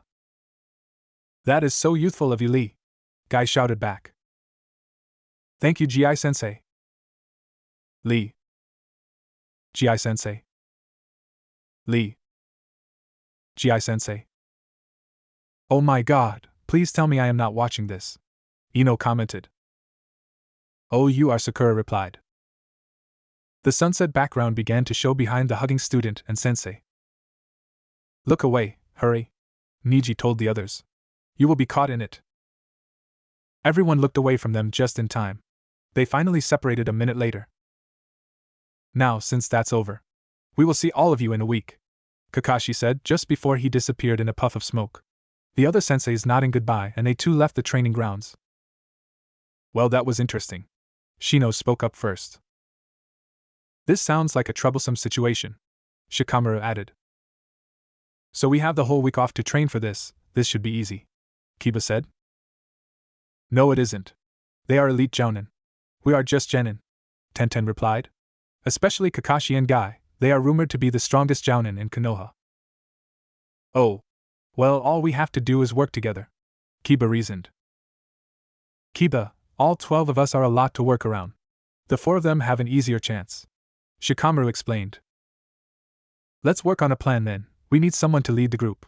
That person has to know how everyone works, and can't let it go to their head, Sasuke suggested. That's a good idea, but who? Tenten, Lee and I haven't worked with any of you, so if we go by your rules, all 3 of us are out, Niji replied. Shikamaru is really smart, maybe he should do it, Choji offered. Shikamaru isn't a bad idea, Shino acknowledged. Yeah, but I have someone better in mind. I may be smart, but I know one person who can think of a plan in the middle of a battle in seconds, Shikamaru replied. Who? Hinata asked for everyone. Naruto, I think you should lead us, Shikamaru answered. Naruto. Ino, Kiba, Tenten, Choji, Lee and Hinata asked in unison. The others didn't have a problem with it. After all, they were from the future and knew how Naruto was with battles. I guess I could. I have been thinking about it. If we are going to do this, then we are training all week except for the day before the match, Naruto explained. Everyone is going to work with everyone. That way, if they try to split us all up, we can always work together with anyone in the group. I believe there is more to this fight than we actually know. Wow, that's actually a good idea. How did you think of it? Kiba asked. Well, it's a good strategy. We have to take them by surprise. Especially if we want to at least last more than an hour fighting them off. We don't know idea if they will start easy and be holding back. There is no way they would go all out just for a test though. Niji and Tenten, I think it is a good idea if we find out your elements, Naruto explained. This is weird, Naruto's whole demeanor changed in an instant. I have never seen him like this, Ino whispered to Sakura. It happens when he is in charge of a mission. Get used to it, I think he might be leading more often. I figured you would have known this by now, considering all the get-togethers, Sakura replied to her blonde friend. Naruto pulled out a few chakra papers and handed them to Niji and Tenten. Sorry Lee, I know you can't use chakra. Though I know you will get stronger with your taijutsu while the others practice their elements. I will even spar with you, if you want, Naruto told the miniature guy clone. It's okay, Naruto-san. I do not mind, I will be glad to spar with you, Lee replied. Naruto nodded, and turned to Niji and Tenten who were testing their element. Niji's was sliced in half, and Tenten's paper was wrinkled up. Wow, I was not expecting that, Naruto replied. Now I am not the only wind user out of the group. Naruto pulled out a few scrolls from hidden pockets in his jacket. He handed them to Niji. Sasuke did the same as Naruto, but handed the scrolls he had to Tenten. Okay, well I guess our spar will have to be another day. We have to be prepared for this match. I am going to try to see if I can find more about it. So we all should probably get going home for the night. Tomorrow we all can meet up here at 8 for training, Naruto explained to everyone. Alright, we will be here tomorrow then, Kiba agreed. I have to clean the kennels for my mom anyways. With that, Kiba left with Akumaru right behind him. After Kiba left, everyone else started leaving the training grounds, all hoping they would get strong enough to team up against the Jounin. Naruto was the last one to leave the training grounds, heading towards the Hokage's office. He needed to figure out what was going on. This never happened the first time. Though the first time, none of them actually trained together like they were doing now. Naruto knocked at the Hokage's office door. He needed answers. The third is one of the few people who could actually give him the answers he needed. Come in, Hiruzen Sarutobi's voice called from the other side. Naruto opened the door, with a foxy grin. Hey G, how have you been? Naruto asked. I am doing well, thank you for asking, and how are you Naruto-kun? The third asked the short blonde boy. I am doing great G. I have been training a lot. Soon I will be able to get that awesome pointy hat of yours off your hands. Hiruzen chuckled, maybe so Naruto, but what are you actually here for? Of course he would figure it out, he is the Hokage. Naruto thought as he rubbed the back of his head. Well you see G, I have been inviting all of my friends to train together on Sundays. We always have a fun time. Naruto began. The third Hokage nodded at Naruto to go on. Today our senseis showed up out of the blue. They told us that you wanted to test how good of teamwork we all had together. I just don't understand. I have never heard of a group that large fighting together in one team. Naruto explained.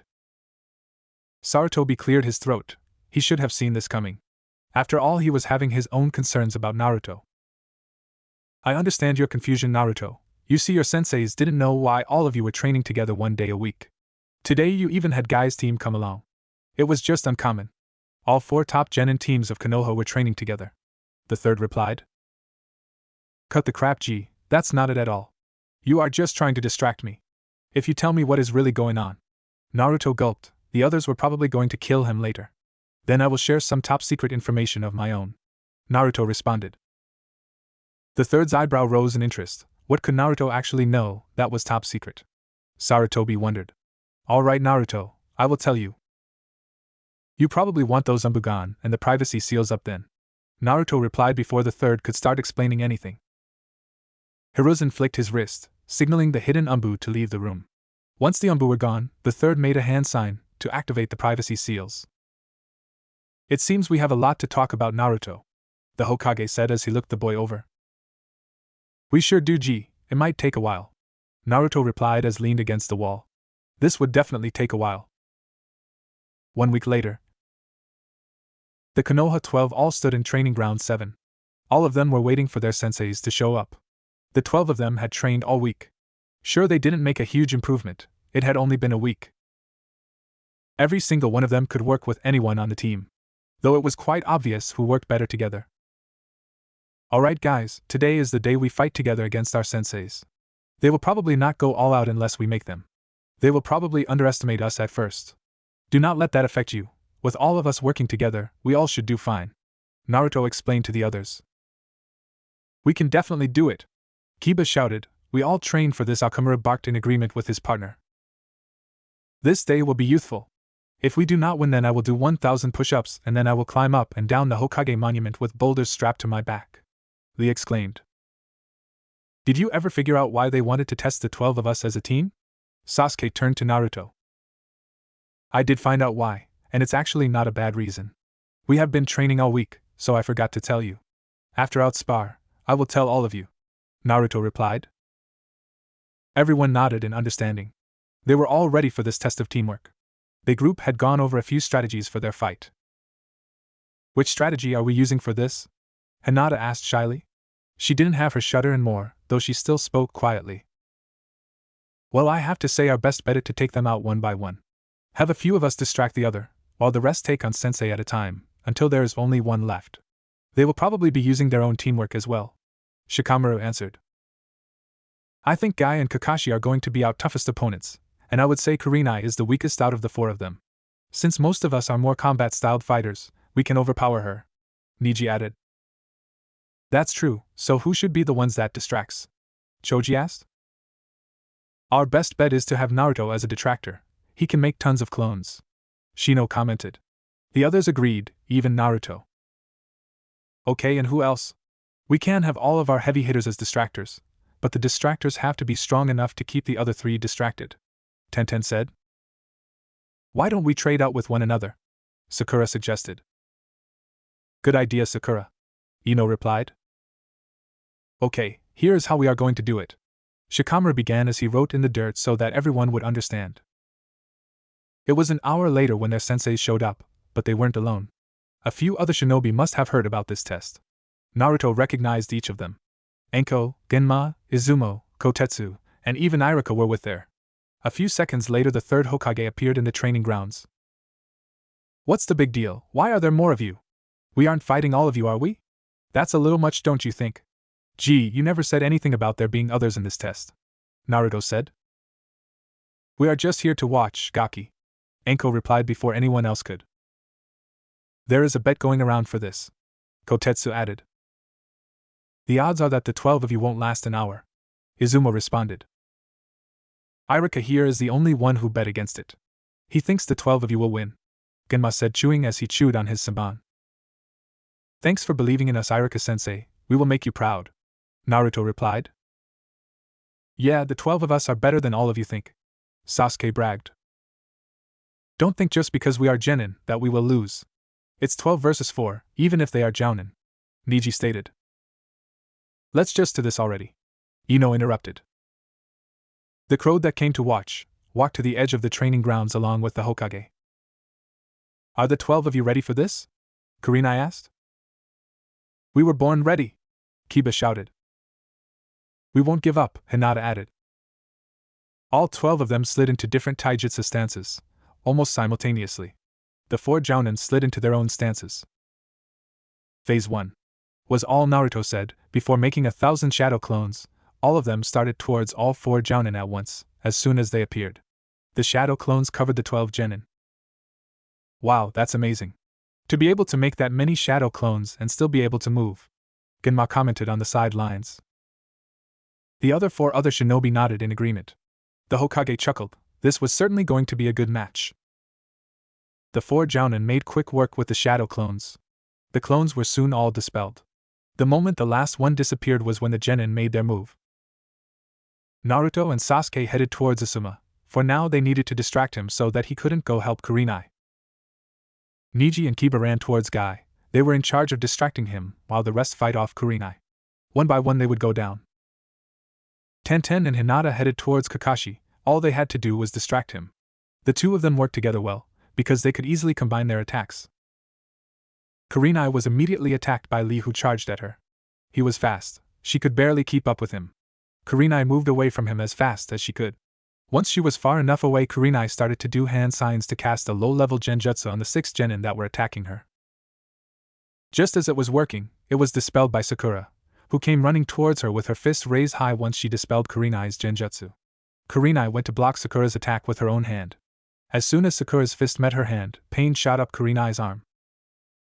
Where the heck did she learn to punch like that? I feel like I am fighting with Tsunade of the Sannin, Kurenai thought. Kurenai jumped away from Sakura when the girl went to punch her again. When she landed, she felt herself freeze. Shikamaru, Kurenai thought. Bugs began to swarm her person, all of them draining her chakra. The bugs retreated after a few moments. She was still caught in Shikamaru's shadow.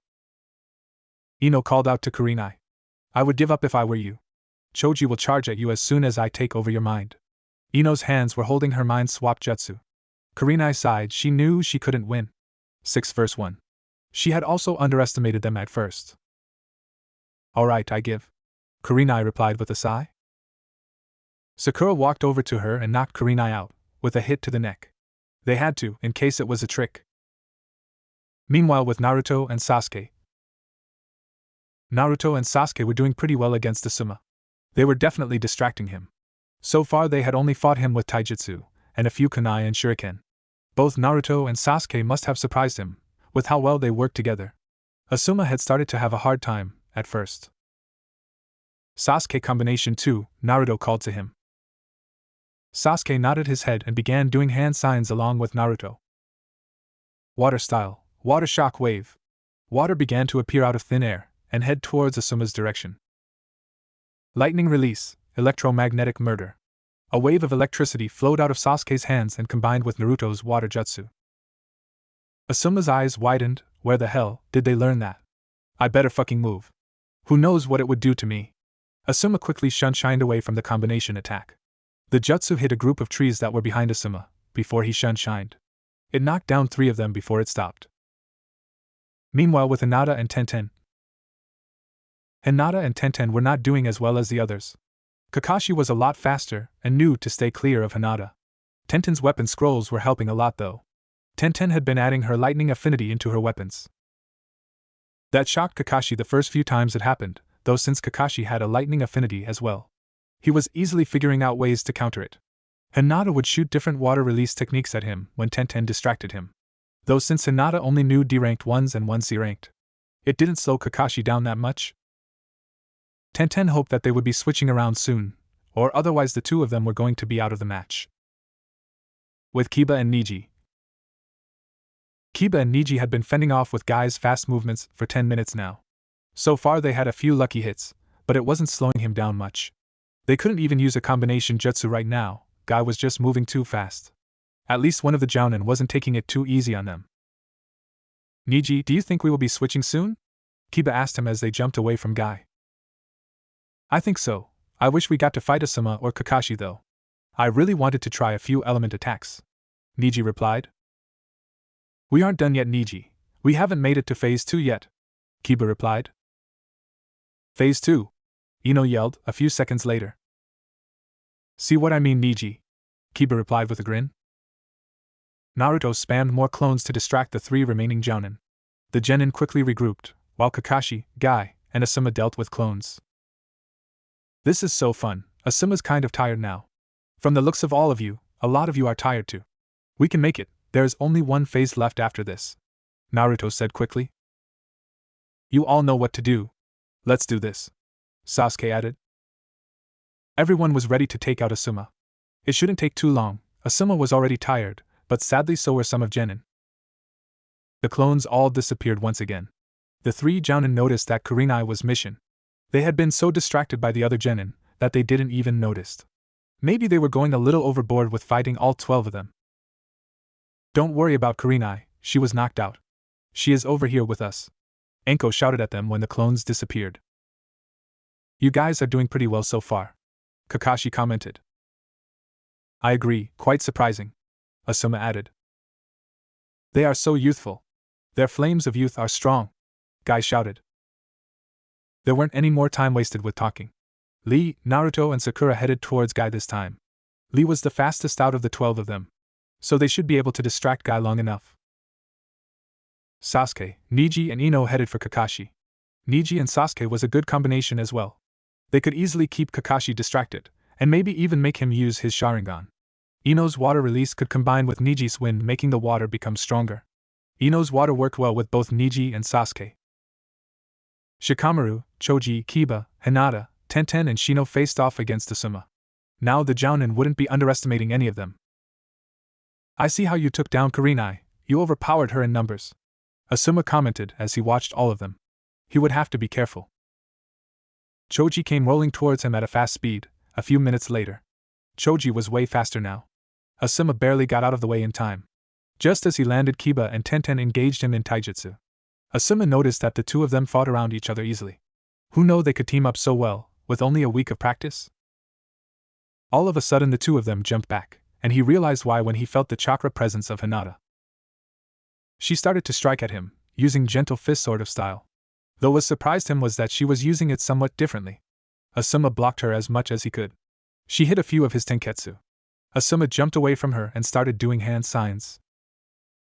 Wind release, great breakthrough. Asuma called out the jutsu. The high-powered wind shot towards the Genin.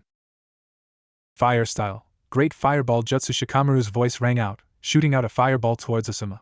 The two jutsus clashed, and blew up when the jutsus met. When did he learn that? I didn't even know Shikamaru's chakra nature was fire. Asuma thought. Shino, do you still have those few bugs on him? Shikamaru asked. Yes, his chakra should be depleting. Shino replied. Shikamaru nodded his head in acknowledgement, and listened for Asuma. A few seconds later, a fire jutsu was sent at them from the smoke. They all dodged out of the way, just in time. The smoke cleared to show Asuma again. As soon as they could see him, Kiba, Choji, and Shikamaru engaged him in another taijutsu match. This fight was beginning to make them all tired. They had all been fighting for over a half hour now. Move. Hinata began to do hand signs. Water style, water fang bullet. Hinata's water jutsu soared through the air, and towards Asuma. Kiba, Shikamaru, and Choji jumped out of the way, just as Hinata's jutsu was close enough. Asuma didn't get out of the way fast enough, and was pushed into a tree by the water. Asuma panted. They were really making him work. He couldn't go all out on them, this was only a test. His chakra was depleting too, because of Shino's bugs, and the few jutsu he had used so far. Alright, I give up. I say you pass, but you still have to fight with Guy and Kakashi. They are still going strong, Asuma said. Shikamaru attacked his shadow to Asuma and had him walk all the way to the other shinobi that were watching the fight. There are some genin, aren't they? Kurenai asked him. Yeah, but the battle shouldn't last much longer. Most of them are tired by now. Even though Naruto is known to have a lot of chakra, he must be running low soon. I don't know about that. Naruto has more chakra than Kakashi, the third Hokage commented. You are all going to lose now. It has been almost an hour. Iruka spoke up. Curses flew out of many mouths. Who knew this generation was this strong? Kotetsu commented. This year's Chunin exams should be interesting, Izumo replied.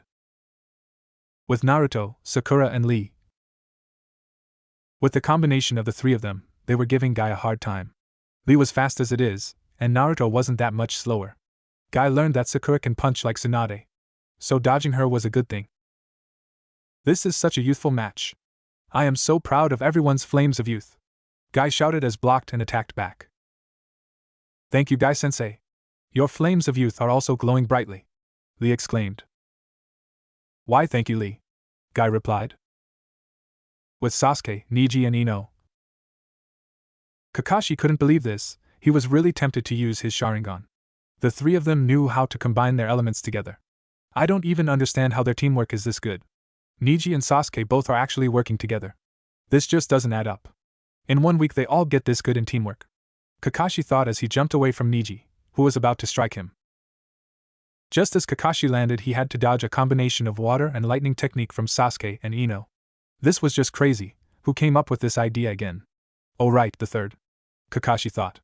The genin are really taking this match seriously, too. Asuma's out, Kiba shouted to the others. Kage Bunch and Naruto cried out a few seconds later. This time there was only about 100 clones. The genin all met up together once more. Naruto could easily tell that most of them were exhausted at this point. Kakashi and Guy easily beat all the clones. Once they all dispelled away, Naruto called for a timeout. Everyone was confused, even the genin. Why was Naruto calling a timeout? Sakura, I want you to take Ino, Kiba, Hinata, Choji and Tenten out. All of you look tired. I will not letting any of you continue. We have been fighting for over 2 hours now. This isn't a real-life situation, so it will be okay. Naruto explained. But Naruto, I can still fight, Kiba replied. Akamura barked in agreement, even though Akamura was clearly tired. I know you can, Kiba, but you won't be able to long. I don't want you to get hurt because you are too tired to move. People take advantage of that, Naruto answered. I understand that you are concerned, but we will be fine. Tenten tried to argue. No, Sakura is going to take out and heal any wounds you have so far. All of you made me let it, so I am asking you do it, Naruto replied. You are doing that thing again, Choji commented. Well, I am sorry. Kurenai and Asuma are out too, so it's not like the rest of us are fighting off all 4 of them. Okay, Naruto, we will go. Ino spoke up. Good, we will see how far we can go with this fight. Naruto grinned. Kakashi rubbed his eyes. He swore he had just seen his sensei. Naruto also sounded so much older, like he knew what it was like to lose those you love. Wow, that kid sure knows how to lead a group. I swear he looked so much older just a second ago. Enko commented. Yes, I have noticed that he does it quite often. Ever since the last week they all had in the academy. Every time I talk to him, he gets this weird look in his eyes, like he has already seen what war is like. Iruka explained as half of the genin made their way over to them. Naruto, Sasuke, Neji, Lee, Shikamaru, and Shino stood in the middle of the training grounds facing Kakashi and Guy. This is quite a combination, Kakashi commented, as he looked over the genin left. It's a really youthful combination, if I say so myself, Guy replied to Kakashi's comment. 2 supposed rookie of the years, a genius Nara, a quiet Abirame, and the supposed dead lasts. What surprised me most is that you have Naruto as the leader. I figured one of you geniuses would have taken that spot, Kakashi analyzed. Naruto has this weird power, as we call it, Neji began. It affects almost every single person he meets, Shikamaru added. No matter who you are, he for some reason makes people want to follow him, Shino stated. Sadly, Naruto likes to save anyone who has a sob story. His enemies, or even his best friend for almost killing him. Sasuke explained as his eyes grew darker, along with Niji's, Shikamaru's, and Shino's. Hey, quit moping. This is why people like me and Lee are around. Someone has to deal with a lot of you. Can we get to the fight now? No one wants to hear about me and my crazy life. Naruto replied, before everyone here started questioning them. Everyone seemed to brighten up. Naruto sometimes has that effect to others. All 6 of them slid into taijutsu stances, ready to face against Kakashi and Guy. This is quite interesting. Kakashi mumbled before lifting his Hitaite up, showing his Sharingan. Troublesome, Shikamaru muttered to the others. Kakashi and Guy came to them this time, both trading blows with the 6 Genin. All 6 of them worked well around each other. They would switch between Kakashi and Guy, making their moves almost unpredictable. Kakashi was lucky that none of them were faster than him. Shino sent insects towards Kakashi and Guy, hoping to slow them down. Kakashi, who seen them coming, used a small fire jutsu to kill them. Naruto created 20 more shadow clones to help distract the 2 Jounin, while the Genin jumped back. Shikamaru, Sasuke, Naruto, and Niji started familiar hand signs. Wind style, great breakthrough. Naruto and Niji shouted in unison. Fire style, great fireball jutsu. Shikamaru and Sasuke called out. The huge steam of fire raced towards Kakashi and Guy, who just kicked away Lee, Shino, and the rest of the clones. Oh shit, was all Kakashi said as he and Guy used body replacement to get out of the way. Once the huge fireball dissipated, the Genin were breathing hard. Half the training grounds were wrecked. There were pieces of earth missing everywhere. Okay, I think we should call it good.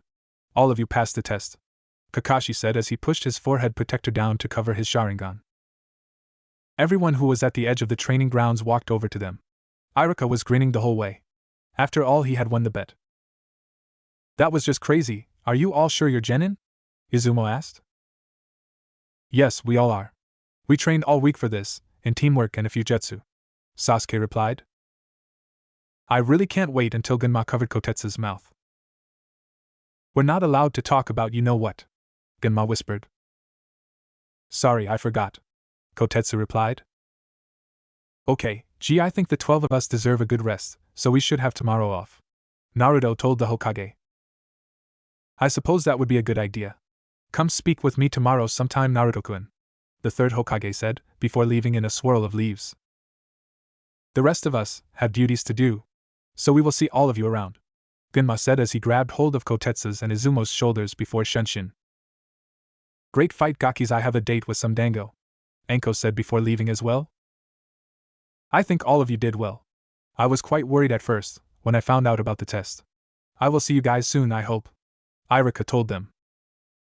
Thank you, Iruka-sensei, the group replied in unison.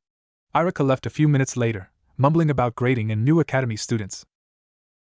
The 12 Genin turned to their senseis who hadn't spoken. I am quite surprised how well you all work together. Kurenai spoke first. Your strategy worked really well. I agree, all 12 of you knew how the other worked, Asuma commented. It normally takes years for teamwork like that. So, I do think Naruto is right. All of you need some rest. I am surprised you are not dropping to the floor, Naruto, Kakashi said. Naruto rubbed the back of his head. I have a little chakra left. I should be okay until I get home to sleep like a log. All of you are so youthful, your flames of youth just burst out of you, Guy cried out. Thank you, sensei, Lee replied with a thumb up and a grin. With that, the senseis disappeared in a swirl of leaves. Once they were gone, Naruto turned to the others. I will explain the test tomorrow. I am super tired right now. The rest of you don't look any better, Naruto explained. Okay, you want me up around 2? Sakura asked. That sounds like a good time. It would be after lunch, and we could sleep in, Kiba replied.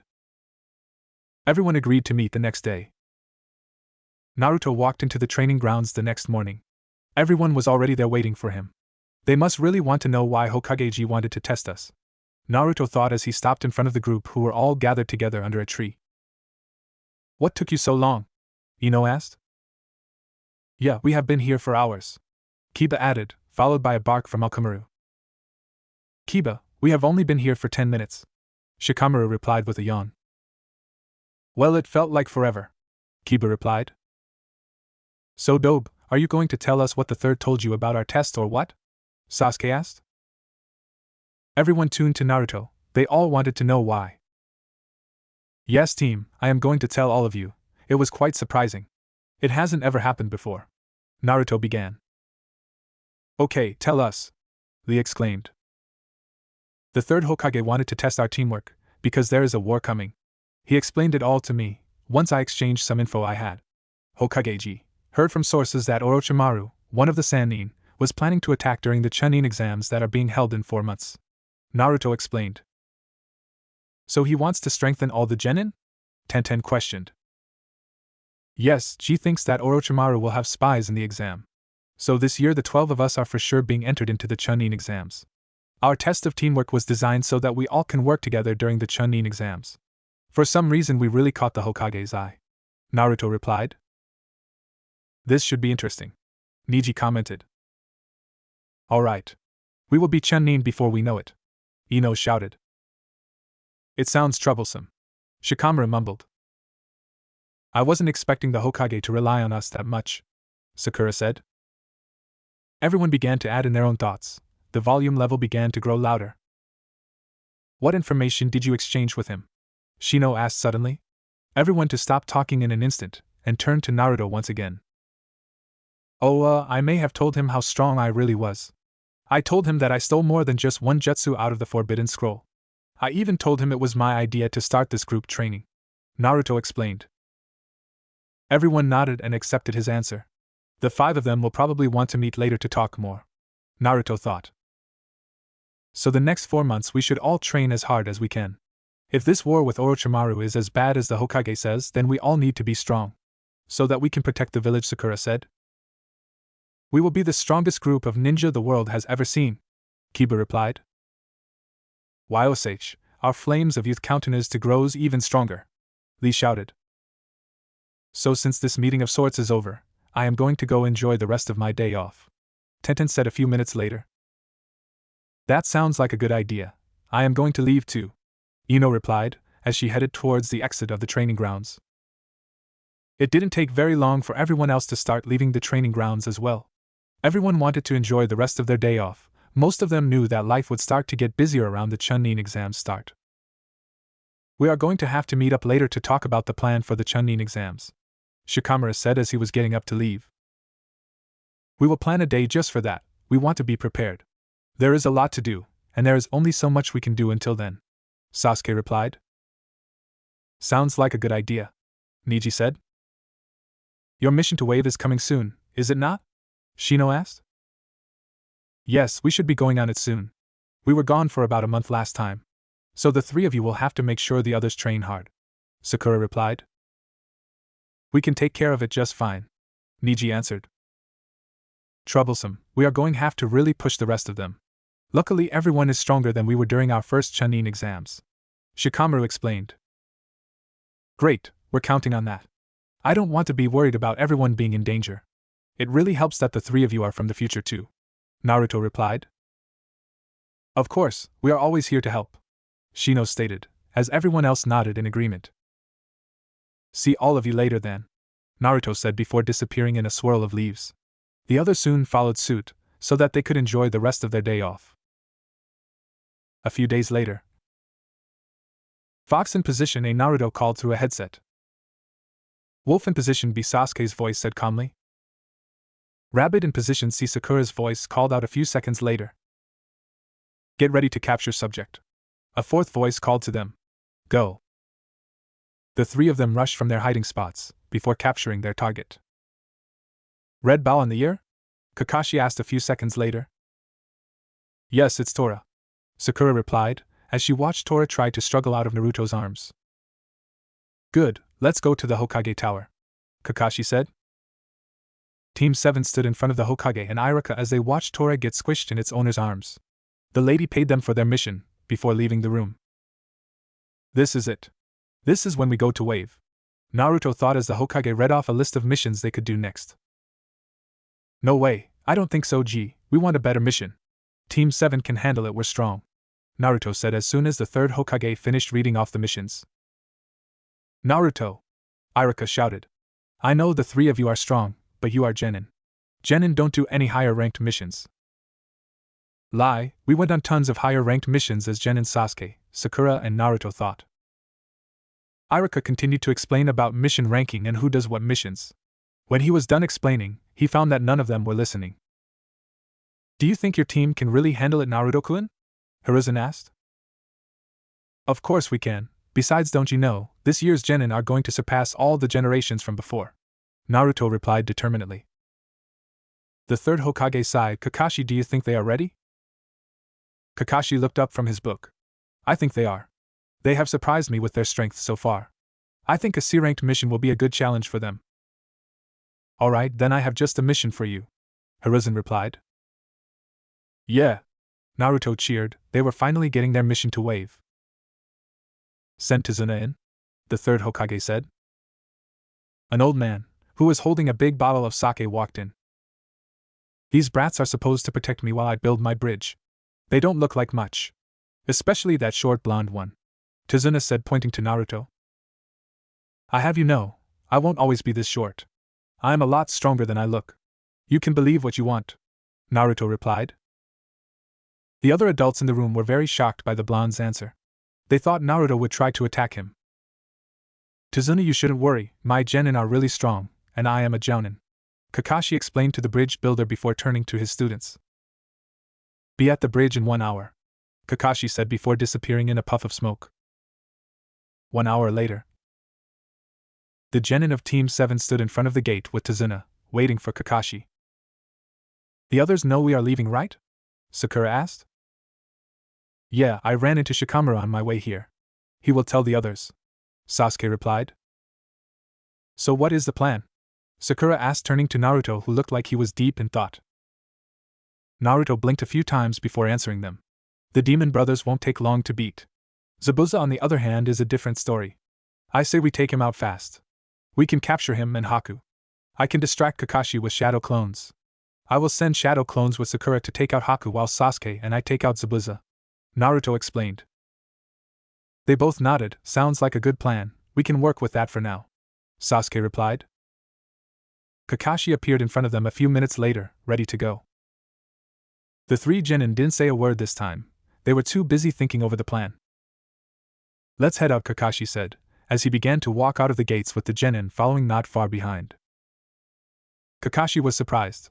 All three of his genin were quietly talking to each other. Naruto was taking point, but he would walk backwards when he would answer Sasuke or Sakura. Sakura and Sasuke were walking on the right and left of Tazuna. Had they done this before? They made it seem like this was an everyday thing, Kakashi thought as he observed his students. Tazuna didn't know what to do with this team. They were a lot quieter than he thought they were at first. They didn't even ask him any questions, at least not yet. They were walking down the same road a few hours later, when Naruto finally spotted the puddle up ahead. He could sense the two Chunin easily. Naruto signaled Sasuke and Sakura a few seconds later. Naruto already knew Kakashi was aware of the puddle. As soon as they passed the puddle, the demon brothers attacked. One down, they said in unison as they pulled the chain around Kakashi and split him into pieces. The three genin were already a step ahead. Sakura took a stance in front of Tazuna, in case one of the demon brothers got past Naruto or Sasuke. Naruto and Sasuke races towards the demon brothers at a fast speed, a speed that the two demon brothers could barely see. Sasuke threw a kunai at the chain to pin it against the tree, before the demon brothers couldn't even begin to attack them. It wasn't long for Sasuke and Naruto to knock them both out, and tying them up against a tree. You can come out now, Kakashi-sensei, Sakura called out once the demon brothers were tied up. Kakashi appeared a second later. Good work, team. So Tazuna, I believe you owe us so answers. Tazuna then began to explain everything. About Gato, about the bridge, and about how poor Wave was. Well, this was raised to a B-ranked mission. If there is anyone any stronger, it will be an A-ranked. We are going to. Kakashi was cut off by Naruto. I don't think so, Kakashi. We are going on this mission. We are strong enough, I want to help Wave. What kind of ninja are we if we go back now?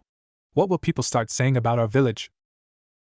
I am not going back either, Sasuke replied, crossing his arms. I am in too, we're not backing down, Sakura agreed. Kakashi sighed. Alright, we will go. We will have to talk about payment later. With that, Team 7 was back on the road towards Wave once more. The team and Tazuna had just gotten off the boat that took them across the river. They would be meeting up with Zabuza very soon. Naruto signaled to Sasuke and Sakura a few minutes later when Naruto could sense Zabuza and Haku watching them. Kage Bunshin no Jutsu. Naruto suddenly cried out. Many clones appeared everywhere. Kakashi was very confused. What was going on? Kakashi noticed that both Sasuke and Sakura had disappeared, and he wasn't sure if the real Naruto was around. Tazuna drew back towards Kakashi. What's going on? Are we being attacked? Tazuna asked Kakashi. There were too many Naruto clones blocking his view. Not anymore, Sasuke's voice called out. All of the Naruto clones all burst into smoke, disappearing. The smoke cleared out of the air, revealing his Genin team. What surprised Kakashi most was that Zabuza Momochi and a masked Hunter Nin were tied together next to them. Sakura was carrying Zabuza's sword, holding it against her shoulder. What the heck is going on? Kakashi asked. How could a team of Genin take out Zabuza of the 7 ninja swordsmen of the mist, and a Hunter Nin? Kakashi thought. Naruto rubbed the back of his head, nervously. Well, you see, Kakashi-sensei, we are stronger than you think, though we did take them by surprise. Naruto explained. They underestimated us too, Sasuke grumbled. You weren't kidding, Kakashi, you Genin are really strong, Tazuna commented. Kakashi was really having a hard time believing this. Yes, he did know they were stronger than the average Genin, but to take out an A-ranked missing Nin. What about the Hunter Nin? Kakashi asked. They were working together. When the 3 of us were fighting Zabuza, the Hunter Nin attacked us, Sakura explained. Zabuza began to groan. What happened? All I remember is being attacked by some short Konoha brats. Zabuza opened his eyes when he realized that he was tied up. What the hell? Who the heck are you brats? Zabuza asked the Genin. We're Genin of Konoha, that's who. Naruto replied with a foxy grin. You're Genin? You sure don't fight like one, Zabuza mumbled. Haku began to stir, a second later. Zabuza-sama, what happened? We were attacked and captured by Genin, Zabuza growled. He was so pissed right now. Well, I am guessing you were here to kill Tazuna? Kakashi asked the missing Nin. We were, and I still will. Right after I kill your Genin, Zabuza replied. Gato isn't going to pay you, Naruto suddenly interrupted. What do you know, brat? Zabuza spat. That's the kind of man Gato is. From Tazuna's story, the guy's a bastard, Sasuke answered. I heard that missing Nin jobs require a lot of payment. With a guy that is so greedy like that, why would he want to pay you? He probably hopes that you will end up dying while fighting us, Naruto replied. Why should I believe you? Zabuza asked. These Genin were quite interesting. That's true, why should you? How about we make a deal of sorts? Naruto suggested. What kind of deal? Zabuza asked, slightly interested. Kakashi raised an eyebrow. Where is Naruto going with this? In 10 days, we will all meet on the bridge. If we can beat you guys again, then you have to come back to Konoha with us. If you win, then you can take the money Gato owes you and leave, Naruto explained. Are you serious? Kakashi and Zabuza asked in unison. Of course, we will let you go. If you try to attack us now, then you won't live. Do we have a deal? Naruto asked. Zabuza sat and thought for a few minutes. Alright, brat, I will agree with your terms. You cannot attack us either. But Zabuza-sama Haku was cut off by Zabuza. Shut his Haku, I make the decisions, Zabuza replied. Sakura handed Zabuza's sword to Naruto, before cutting them loose. Kakashi was about to protest, but Sasuke stopped him. We know what we are doing, Kakashi. We will explain it to you when we get to Tazuna's, Sasuke explained. Naruto held Zabuza's sword out to him, once they were untied. Oh, Sakura used a small poison to lower your chakra and slow you down. You probably won't be moving much for a few hours, Naruto explained. Zabuza grumbled as he took his sword from Naruto. A deal's a deal, we meet in 10 days. With that, Zabuza and Haku left the small clearing. Alright, I want an explanation right now, Kakashi growled out as soon as Zabuza was gone. Calm down, Kakashi-sensei, we will explain to you later. Right now we need to get to Tazuna's, Naruto replied. Oh, it will be explained, Kakashi replied as they made their way to Tazuna's house. Team 7 sat on the porch of Tazuna's home early the next morning, watching Kakashi pace back and forth. Naruto could tell that Kakashi was very frustrated with them. He must hate not being in the loop. Naruto thought. Kakashi, just ask what you want to ask already? Sasuke finally said. Kakashi stopped pacing and faced them. All three genin of Team 7 noticed the many questions Kakashi wanted to ask, just by the look he gave them. How? And why did you let Zabuza just go like that? Kakashi asked. Naruto sighed. He really didn't want to deal with this right now. He should have figured Kakashi would become very curious about their abilities and knowledge. Kakashi, we have been training since we were young, the three of us. We easily hid it from the villagers. After all the hiding behind a mask, fools everyone. It's one of the first things we learned about being a ninja. I found out from Hokageji about how team assignments went. From then on we worked to be on the same team. Naruto began. The Hokage found out about our training, start showing our true strength. Naruto added. So once we became genin, we wanted the other genin to be strong too. We wanted to be the strongest generation there has ever been. Sakura added. Well, you see, Kakashi-sensei, we already knew Zabuza was going to attack us. It's been our plan from the beginning. Sasuke answered. What do you mean you already knew? Kakashi asked, his voice rising in anger. The Hokage didn't want to tell you, but he already knew it wasn't a normal C-ranked mission. We're under the Hokage's protection about any other questions. Naruto replied. We can't answer anything else that revolves around this mission. You will have to talk to Hokageji when we get back. Kakashi sighed. His team was getting more and more suspicious. I guess that ends my questions for now, seeing how I have to talk to the third. For now will train until the battle. Kakashi replied. The three genin nodded. They would be ready for the fight. This time Zabuza wouldn't be underestimating them. He was an A-rank missing nin after all. Naruto knew that after this mission, Kakashi would be everywhere. 7 days later, Team 7 were gathered together in the room the boys stayed in. Kakashi was at the bridge with Tazuna and a few shadow clones of Naruto. So we are attacking Gato's hideout tonight, right? Sakura asked. Yeah, from what I remember, Gato only had tons of bandits as guards. That should be easy to take out. We can get all of his records, and give money back to Wave. We can even pay Zabuza, either way it's a win for us. Naruto explained. What about Kakashi? He is going to be pissed when he finds out. Sasuke replied. Well, then he can be mad. We can tell him after we take out Gato. You know he won't let us go if we tell him beforehand. Since I sent out clones earlier to look for his hideout, we already know the location and how tight security is. Naruto explained. That's true, we can explain it to Kakashi enough. He shouldn't be too mad at us. Sakura said. So we can go just after midnight. Gato won't know what hit him. Sasuke confirmed. Just after midnight. Naruto sat high up in a tree, looking over a large building not far away. This is Fox over, no movement on my side. My clones discovered that Gato's main office/room is on the 3rd floor. Zabuza and Haku are not here. They are in a cabin closer to Wave. Wolf here, I don't spot anything suspicious either. I will take out the target. Fox, you got the bandits. With your clones it shouldn't take long. Sasuke explained into the headset.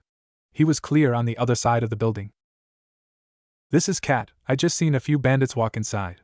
I can get the records, while you guys are the distractions. Your clones said the record room was in the basement, correct? Sakura asked. Yeah, both of you be careful. You will probably have to take out a few bandits yourself along the way. Naruto's voice replied through the headset. We will be fine, let's go and do this before dawn. Sasuke called. Naruto started their plan. Kage Bunshin no Jutsu. There were Naruto clones everywhere. They all headed into the building. Some already taking out bandits. Go, Naruto called through the headset. With that, Sasuke and Sakura headed into Gato's mansion-like hideout. Sasuke headed for the 3rd floor, easily taking out a few bandits that tried to attack him along the way. It wasn't long until Sasuke reached Gato's office/room. Sasuke opened the door and made his way in. He could hear the loud snoring coming from the room attached to the office. Sasuke quietly searched around the office and began to seal any documents or record into a few scrolls. Once done, Sasuke headed for Gato. Gato was pretty greedy about his money if he didn't have stronger security. With that, Sasuke sliced Gato's head off and sealed it away in a scroll. Now that his job was done, he just had to meet the other two at the rendezvous point. With Sakura. Sakura headed for the basement. Almost everywhere she looked she found a Naruto clone. Though one of them could be the real Naruto. Sakura finally made it to the basement a few minutes later, after taking out a few bandits. The basement was stocked full of file cabinets. This is going to take a while, Sakura mumbled to herself before she began to seal away all the records and documents in the room. An hour later, with Sasuke and Naruto at the rendezvous point. What's taking so long? There couldn't be that many files, Sasuke asked. Actually there is, the basement was full, Naruto replied. Well, she better hurry, it's almost 4, Sasuke explained. Just as Sasuke said this, Sakura come walking out of a group of trees carrying a few scrolls. Next time, Naruto should get the files. I can't make 1,000,000 copies of myself to help me, Sakura grumbled. Sakura, I can only make like 2,000 or something like that, Naruto replied. That's only at my full strength too. Never mind, let's just go. We still have to deal with Kakashi, Sakura explained. The two nodded in agreement before the three of them headed back to Tezuna's house. It was just past 4 when the three genin entered Tezuna's home. All seemed quiet as they headed for their rooms. Just as they were up the stairs, did the boys' shared room door open. The light from the room shined into the hallway. The shadow of Kakashi could be seen in the doorway. Yep, the three of them were caught earlier than they wanted to be. Ugh, hey Kakashi-sensei. Did you sleep well? Naruto asked as he rubbed the back of his head nervously. All of you inside this room, now. It seems we have more to discuss, Kakashi replied, gesturing them to move into the room. He didn't want to wake anyone. Naruto, Sasuke and Sakura walked into the room and stood against the wall near the window. Where have the three of you been? All of you have been gone since midnight, Kakashi asked once he shut the door. We took out Gato, Sakura replied. Kakashi's eyes widened in surprise. You what? You could have been killed. You didn't even ask me for permission to do so. You wouldn't have let us go, Sasuke answered. Kakashi grumbled, why must I have such a complicated team? Kakashi thought as he looked the three of them over. It wasn't that hard, the man was so greedy that he only had bandits as bodyguards. He didn't want to pay for anyone more expensive, and with my shadow clones it didn't take long at all, Naruto explained. I don't care if it wasn't that hard. None of you thought that I may have led you, or that I could have helped you, Kakashi asked.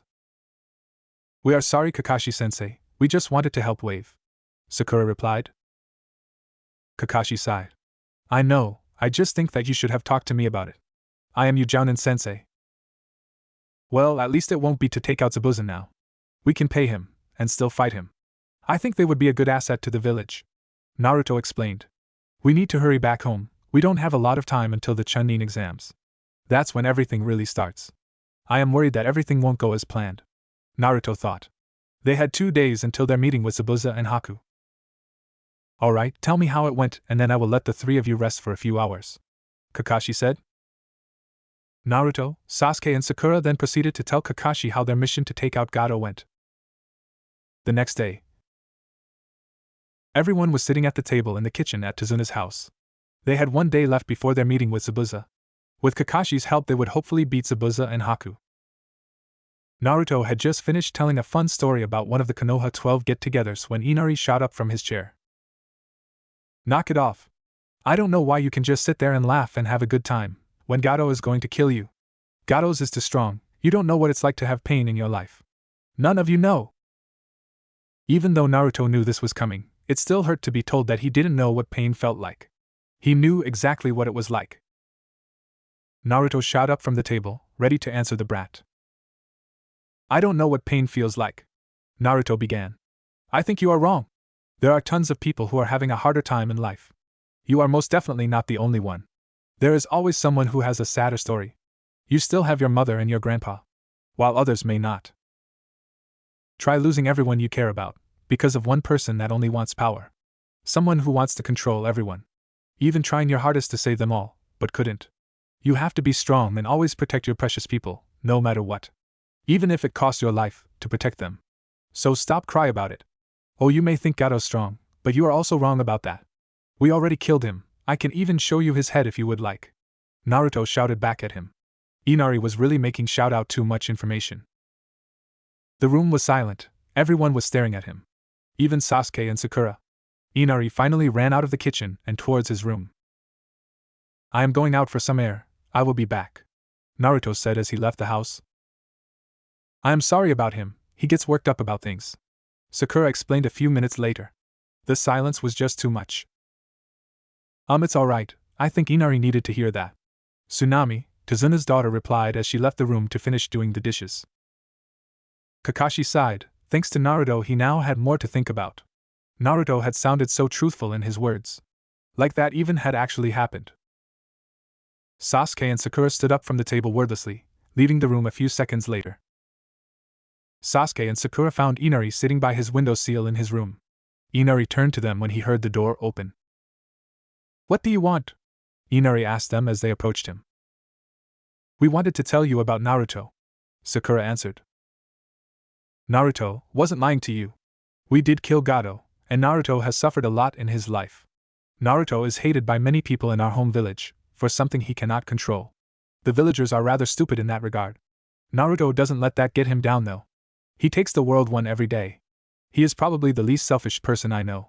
He likes to help anyone he can. It doesn't matter what it is, or who it is, Sasuke explained. I don't know how he does it some days. If it were me, I think I would have gone crazy with everything, Sakura added. So don't be mad at him, he was only speaking the truth, Sasuke said. Inari nodded. I think I understand what you are saying. Good, we will be going then. We have training to do, Sakura replied as Sasuke led the way out the window. Kakashi sighed from the doorway. His genin were definitely something. Sakura and Sasuke appeared on the roof of Tazuna's house, where Naruto was sitting. You didn't have to explain anything, you know, Naruto finally said after a few seconds. We know, you are just a hard person to explain to someone, Sakura replied as she sat down on his left. I was a little mean, Naruto mumbled. You were only speaking the truth. Why didn't you tell us that you felt like that? Sasuke asked. Felt like what? Naruto replied. Felt like it was your fault that everyone died, Sakura answered. Naruto looked up towards the moon and sighed. Because it partially was my fault. I couldn't stop him, I let others suffer because of me, Naruto explained. It wasn't your fault. Don't blame yourself. Everyone wanted to protect you because for once, you have always protected us or helped us. Why can't you just be selfish like everyone else? Sasuke replied. Naruto didn't even know how to reply to that. Sakura began to laugh, drawing the two boys' attention. Are we really fighting about this? We're back in the past, aren't we? We are here to change the future. Something better than what it was the first time. You're right, Sakura. We aren't going to let anyone win this time around. We have friends to help us. We're way stronger than we were before. We can do this, Naruto replied, standing up. Good, now since that's over, let's get to bed, we have stuff to do tomorrow, Sasuke said. The day of battle. Naruto made shadow clones to guard Tazuna's family. Leaving Tazuna at home would make it easier on the group to fight. They didn't want Zabuza or Haku to use anyone for leverage. With that, Team 7 made their way to the bridge, ready for their fight with Zabuza and Haku. As soon as they were close enough to the bridge, fog seemed to slowly appear. It looks like Zabuza and Haku were waiting for them, just like last time. About time you brats got here, I have a bone to pick with you, Zabuza's voice called to them within the mist. The mist cleared a little, revealing the figures of Zabuza and Haku. Team 7 stopped a few feet away from them. I think I am going to enjoy this, Zabuza commented as he took out his sword to rest it on his shoulder. Zabuza remembered when the blonde Gaki stopped by a couple days ago. The blonde told him a very interesting story. I have been looking forward to this fight as well. Last time I wasn't even in the battle, Kakashi replied as he lifted his headband to show his Sharingan. Haku, you take the girl and the Uchiha. I got the copy Nin and the blonde, Zabuza told his apprentice.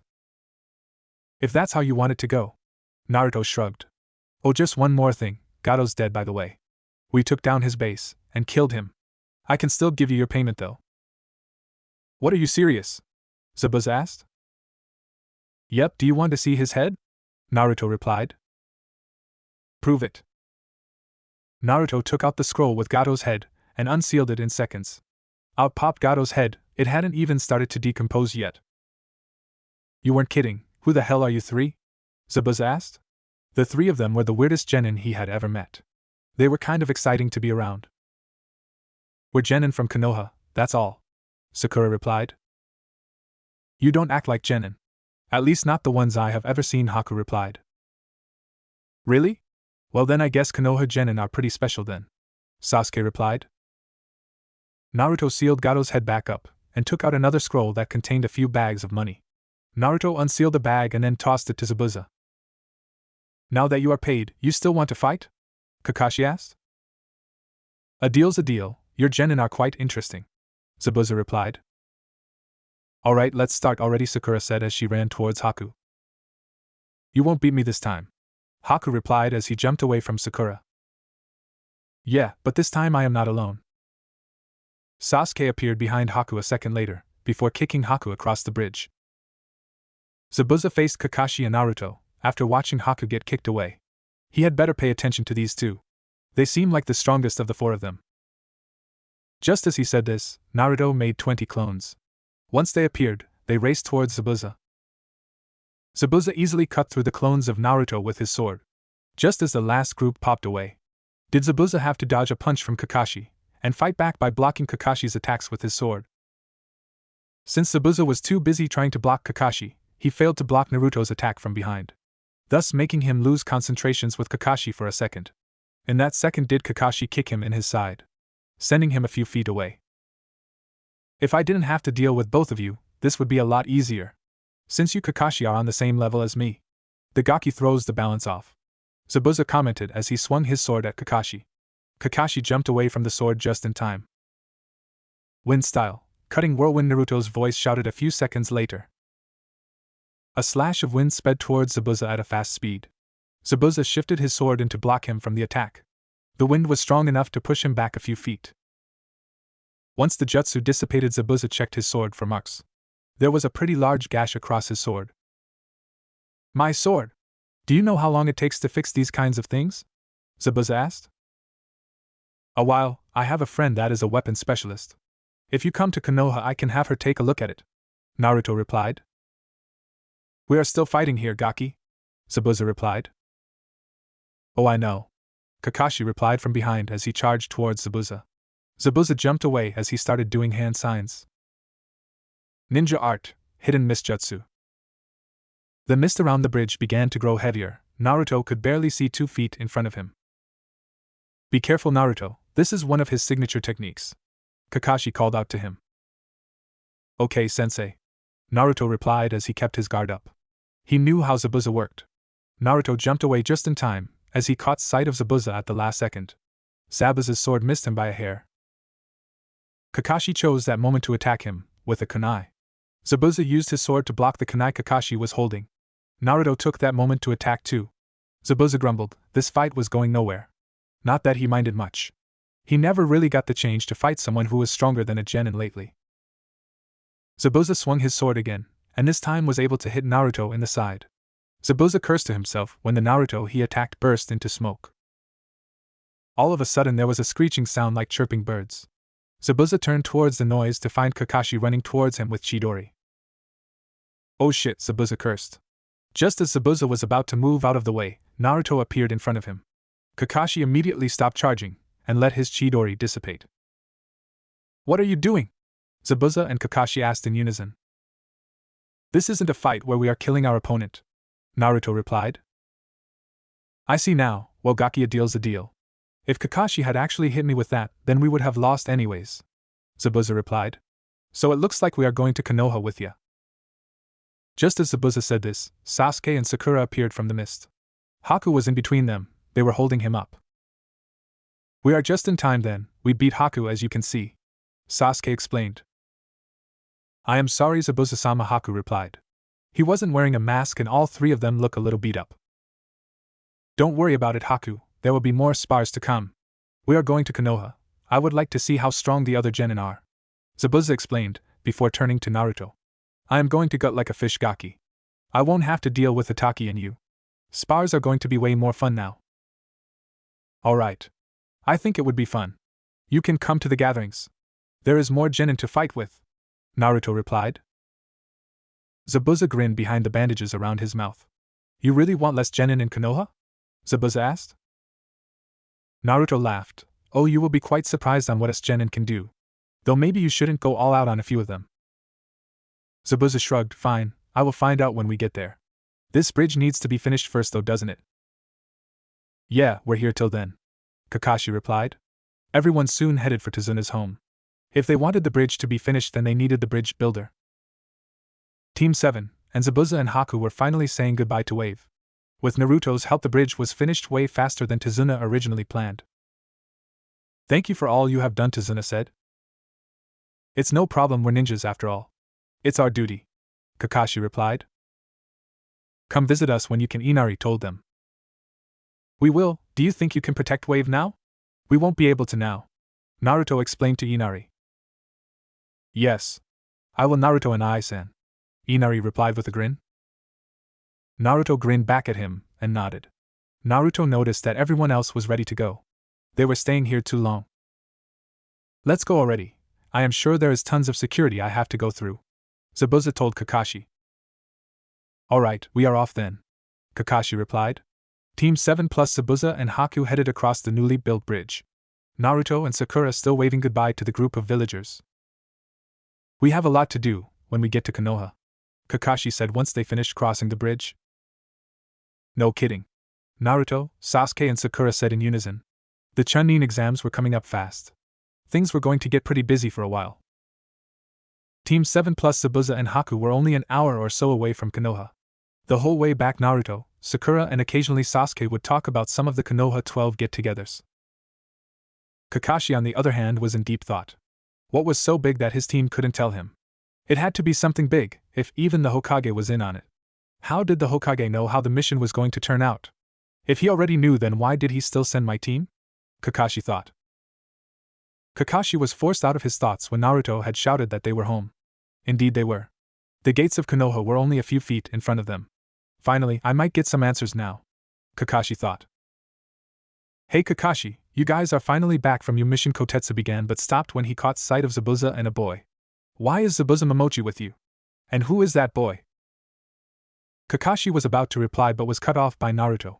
We're taking them to see Hokage-ji. They are going to become shinobi of the village. He should already know they are with us. The Hokage lets you call him Ji? Haku asked, quite shocked. Yep. He sure does, he like family to me. He's not the only one I have a nickname for, Naruto replied with a grin. Izumo, who had walked up to the group when he noticed Zabuza, cleared his throat. Since Kakashi is with you, then we can let you go to the Hokage's office with him. Kakashi nodded to the two Chunin before leading the group towards the tower. Kakashi needed answers, and the only one who could give them to him was the Hokage. Hashtag $% and *_+. Sarutobi sighed when Team 7 came walking into his office with Zabuza and a boy. Naruto wasn't kidding when he told me he was bringing them to the village, the third thought. Hey G. We're back. Most things went according to plan during our mission, Naruto said as soon as the door to the office was shut. Alright, why don't you tell me what happened? The Hokage replied. With that, Team 7 took turns telling the Hokage what had happened, even taking out Gato.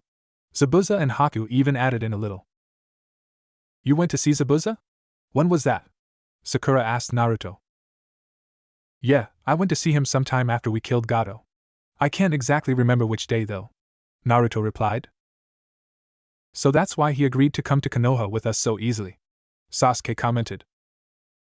Naruto rubbed the back of his head. Yeah, otherwise he probably wouldn't have come with us, despite my deal with him. Hiruzen turned to Zabuza and Haku. Well Zabuza, since you are a missing nin from Mist, you will have to answer some questions from Ibiki, along with Haku. The two of you for now will be going on a probation period. I will discuss further information with you after you have talked with Ibiki.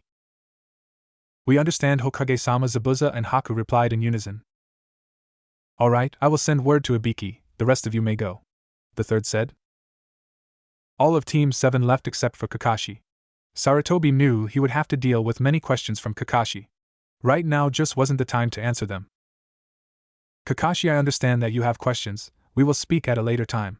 I am quite busy right now, Hiruzen explained. Okay, I will come by later then.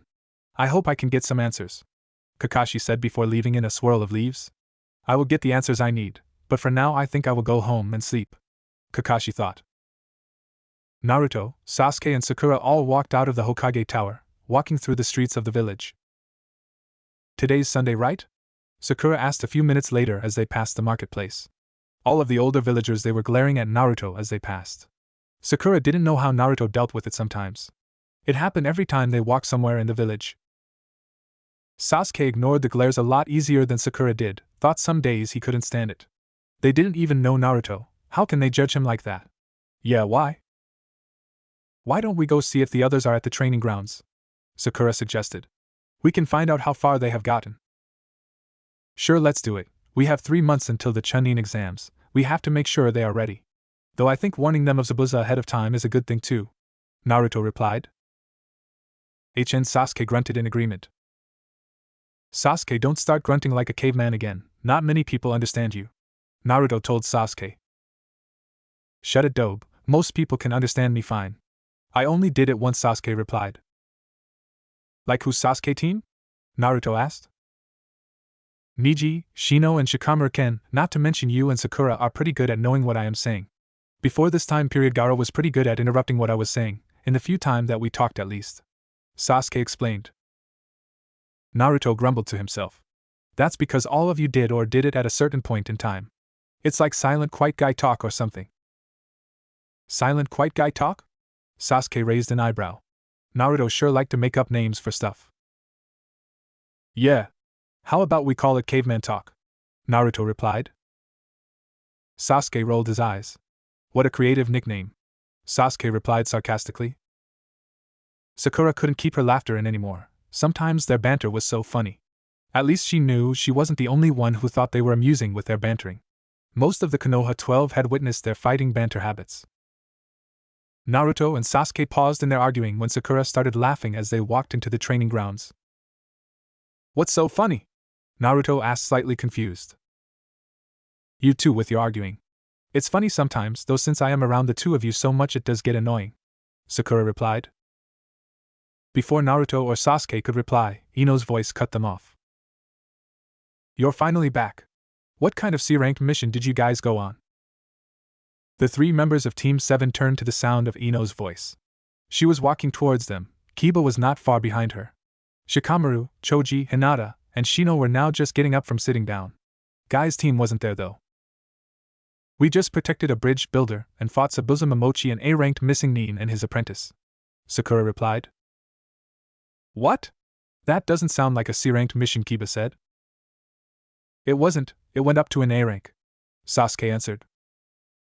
Where's Guy's team? On a mission? Naruto asked before another question about their mission was asked. Yeah, they left on a C-ranked mission a few days ago, Shikamaru answered as they walked up. Your mission sounds interesting. Are you allowed to tell us what happened? Shino asked. We can't tell you the details, but some things we can, Sasuke replied. Yeah, how has training gone for you guys? Sakura asked. Good, I think I can actually beat you next time we spar. Hinata could beat you too, though she is a little more hesitant to hurt friends, Ino replied. I am sorry, Hinata mumbled quietly. She didn't want to hurt her friends, but she didn't want to disappoint them. It's alright, Hinata. We can help you out. You will be more confident in yourself in no time, Naruto told the Hyuga. Thank you, Naruto-kun, Hinata replied. So tell us about your mission then, Choji said as he munched on a bag of chips he had just pulled out of his pouch. For the rest of the day, Team 7 spent catching up with the others. The next coming months were sure going to be a lot of fun. 2 months later. It was the usual Sunday when all the Konoha 12 got together. All of them were spread out around the training grounds. Some of them were going over element jutsu, while others were practicing their taijutsu. All of them had to be as strong as possible could for the Chunin exams in 2 months. Naruto was just about to start sparring against Sasuke when a strong mist started to cover the training grounds. Oh, here we go again, Tenten muttered as everyone got into fighting stances. A deep chuckle was heard across the training grounds a few seconds later. I kind of enjoy this time fighting with you Gakis. It's just Zabuza this time, I don't see Haku, Niji's voice called out. Come on out, Zabuza, you know you can't take all 12 of us out, Naruto shouted. That may be, but I could take you out one by one. Zabuza's voice came from behind Hinata. Hinata swiped at Zabuza a second later with her palm. Zabuza jumped away just in time. That was close. You guys have been working on some things, I see, So are you Genin ready? I need a workout. The Kopinin said he had to talk to the Hokage or something like that. Zabuza commented. Zabuza had been randomly attacking the group since they had returned from Wave. He liked to call it advanced training. Though Zabuza couldn't go on missions and he had to stay in the village until a week or two before the Chunin exams. Haku was mad at Chunin and has been working in the hospital after a month. Since Haku wasn't a missing nin, he had a shorter probation period.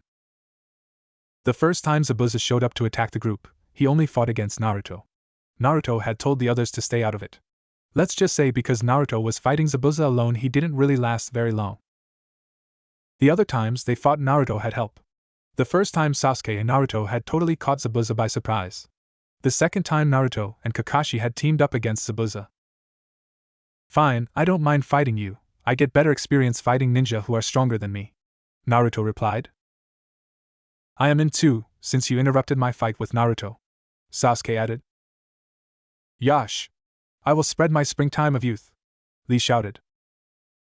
I don't mind fighting you either. What about the rest of you? Neji asked, turning towards the others who hadn't made a decision. Everyone nodded in agreement that they would all fight with Zabuza. Shikamaru had muttered a troublesome before agreeing. Good, it wouldn't be much of a challenge if I only fought some of you. Though I heard you fought all 4 Jounin senseis, Zabuza replied. We sure did. We didn't win, but we beat 2 out 4. Kakashi and Guy were harder to beat, Ino answered. They are known for being 2 of the strongest Jounin in Konoha, Shino explained. Alright, let's get this show on the road, Zabuza said before flashing thought hand signs. Water style, water dragon jutsu. A large dragon made of water soared through the air towards the Genin. Most of the Genin were hit with the water dragon because they could not get away fast enough. Tenten, who was one of the luckier ones who jumped away in time, started doing hand signs once she had landed back on the ground. Lightning style, lightning ball, Tenten shouted as a ball of lightning gathered in her hands and being shot towards Zabuza. Zabuza moved out of the way just in time. He sure didn't want to get hit by that. Just as Zabuza landed, he was attacked by Hinata and Neji simultaneously. This isn't good, Zabuza muttered as he blocked one Hyuga with his sword and dodged out of the way from the other one as best he could. Earth style, Earth Pillar Prison, Choji's voice called out. Neji and Hinata jumped out of the way just in time as large rock pillars came out of the ground and surrounded Zabuza and closed him in a rock prison. Nice going, Choji, Kiba commented once Zabuza was trapped in the earth prison. Thanks. I have been working on it for a while, Choji replied. Before anyone could say anything, Zabuza's voice shouted to them. Alright, you Gakis, let me out. You win this time. If it wasn't 12 against 1, I would have won. Next time I am bringing back up. Zabuza yelled at them from inside the earth prison. I warned you, but you didn't listen, did you? Most of us didn't even have to fight you this time before you lost. It's a record for us, considering last few times we were fighting against you for a couple of hours or so. Then again, we don't always all fight against you, Naruto remarked. Shut up, you blonde Gaki. You just wait, Zabuza replied. Troublesome. Okay, Sakura, why don't you let him out now? I am sick of hearing him argue with Naruto, Shikamaru replied. I would move as far as you can go in there, Ino suggested as Sakura began to run towards the earth prison made of rock with her fist cocked back. Once Sakura's fist met with the rock prison, her side of the rock prison crumbled into pieces. Zabuza was standing clear on the other side of the earth prison. Damn, what are you, Tsunade? Zabuza asked. Sakura may be showing the other girls basic medical ninjutsu, but Sakura was the only one who used Tsunade's type of taijutsu. Sakura simply shrugged off his question every time he asked. Sakura walked back over to the others a few seconds later. Zabuza wasn't far behind her. You guys are getting good, if you guys keep at it, and ended up as some special group team. You Gakis could take down anyone you wanted to in the future. It rarely happens in main hidden villages, but kind of think of it like the 7 swordsmen of the mist, Zabuza explained. Oh, that would be so cool, Kiba replied. Akamaru barked in agreement with him. If we do that, we better have a kick-ass name, Ino replied. Yash, our springtime of youth will shine brighter than the burning sun, Lee shouted. Anyway, Zabuza, thanks though, it was hard to tell us that, wasn't it? Naruto asked the former missing nin. It was a little, Zabuza replied truthfully. Though, I suppose the next generation should be stronger than the ones before. Otherwise the world would probably go to hell if you guys weren't.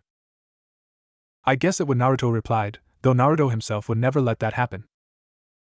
So what are you going to do now? Sasuke asked the swordsman. Probably go visit Haku, see if any jounin want to spar with me. Then at least we can fight on equal terms instead of being ganged up on by Genin. Zabuza replied with a shrug. Zabuza left in a swirl of water a few minutes later after saying goodbye. Niji turned to the others a few minutes later. So are we going to plan for the Chunin exams? It is in a month, you know. Yeah, I was going to bring that up. After our training, but you know Zabuza attacked. Naruto explained. So what specifically do we need to talk about? Choji asked. Many of the others nodded in agreement. Well, all the Hokage knows is that Orochimaru will probably attack during the exams. He doesn't want to alert Orochimaru that we know. So that's where we come in. Shikamaru explained. Okay, but we don't know what we do in the Chunin exams. Hinata replied. Well, Naruto actually does know. The Hokage has been giving him hints about what to expect. Sasuke answered. So what do you know? Ino asked the next question. The first part of the exams is a written exam where you have to look underneath the underneath. Naruto began. After all, Naruto couldn't tell them what you really had to do, otherwise it would give away that he actually knew what they were supposed to do. Okay, what about the rest? Tenten asked. The second part is a survival type. This is where it will be easier for us to help each other. From what Hokageji told me, if there are too many people at the end of the second phase, then it splits into 4 parts. Naruto replied. 4 parts? Lee asked. Yeah, it's tournament round. This is a common part of the Chunin exams in every village. That's normally the last part of the Chunin exams. As I was saying, if there are too many people at the end of the second round, then there will be a preliminary round. Tons of people come to see the last phase of the Chunin exams. Naruto explained. The Hokage told you all of that? Choji asked. Some of it, the other parts one figured out myself and other ninja who were dumb enough to fall for a henge. Naruto answered. Okay, so we just keep on training then, right? We can't really help the first part, but the other part we should be able to wipe the floor with them. Kiba responded. I guess that's true, though don't underestimate anyone. You never know how strong certain people may be. They might be trying to trick you into believing that they are weak. Naruto replied seriously. He didn't want anyone to get hurt so soon. Right, well, since we are done talking about that, I am going to head home. I have to take the late shift at the flower shop. Ino replied. Wow, I didn't realize it was this late. I think it is a good time to call it a night. Tenten commented a few minutes later. Yeah, I probably should be getting home too, Kiba said. Everyone began to leave the training grounds slowly. Soon Shikamaru, Shino, Sakura, Naruto, Sasuke, Niji and Hinata were all that was left in the training grounds.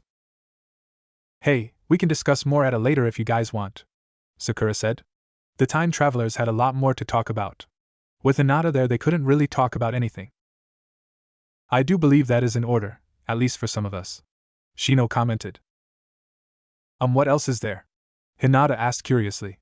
The 6 of them have been acting pretty weird for a while. Hinata knew she wasn't the only one, the others had mentioned it a time or two when the 6 of them were not around.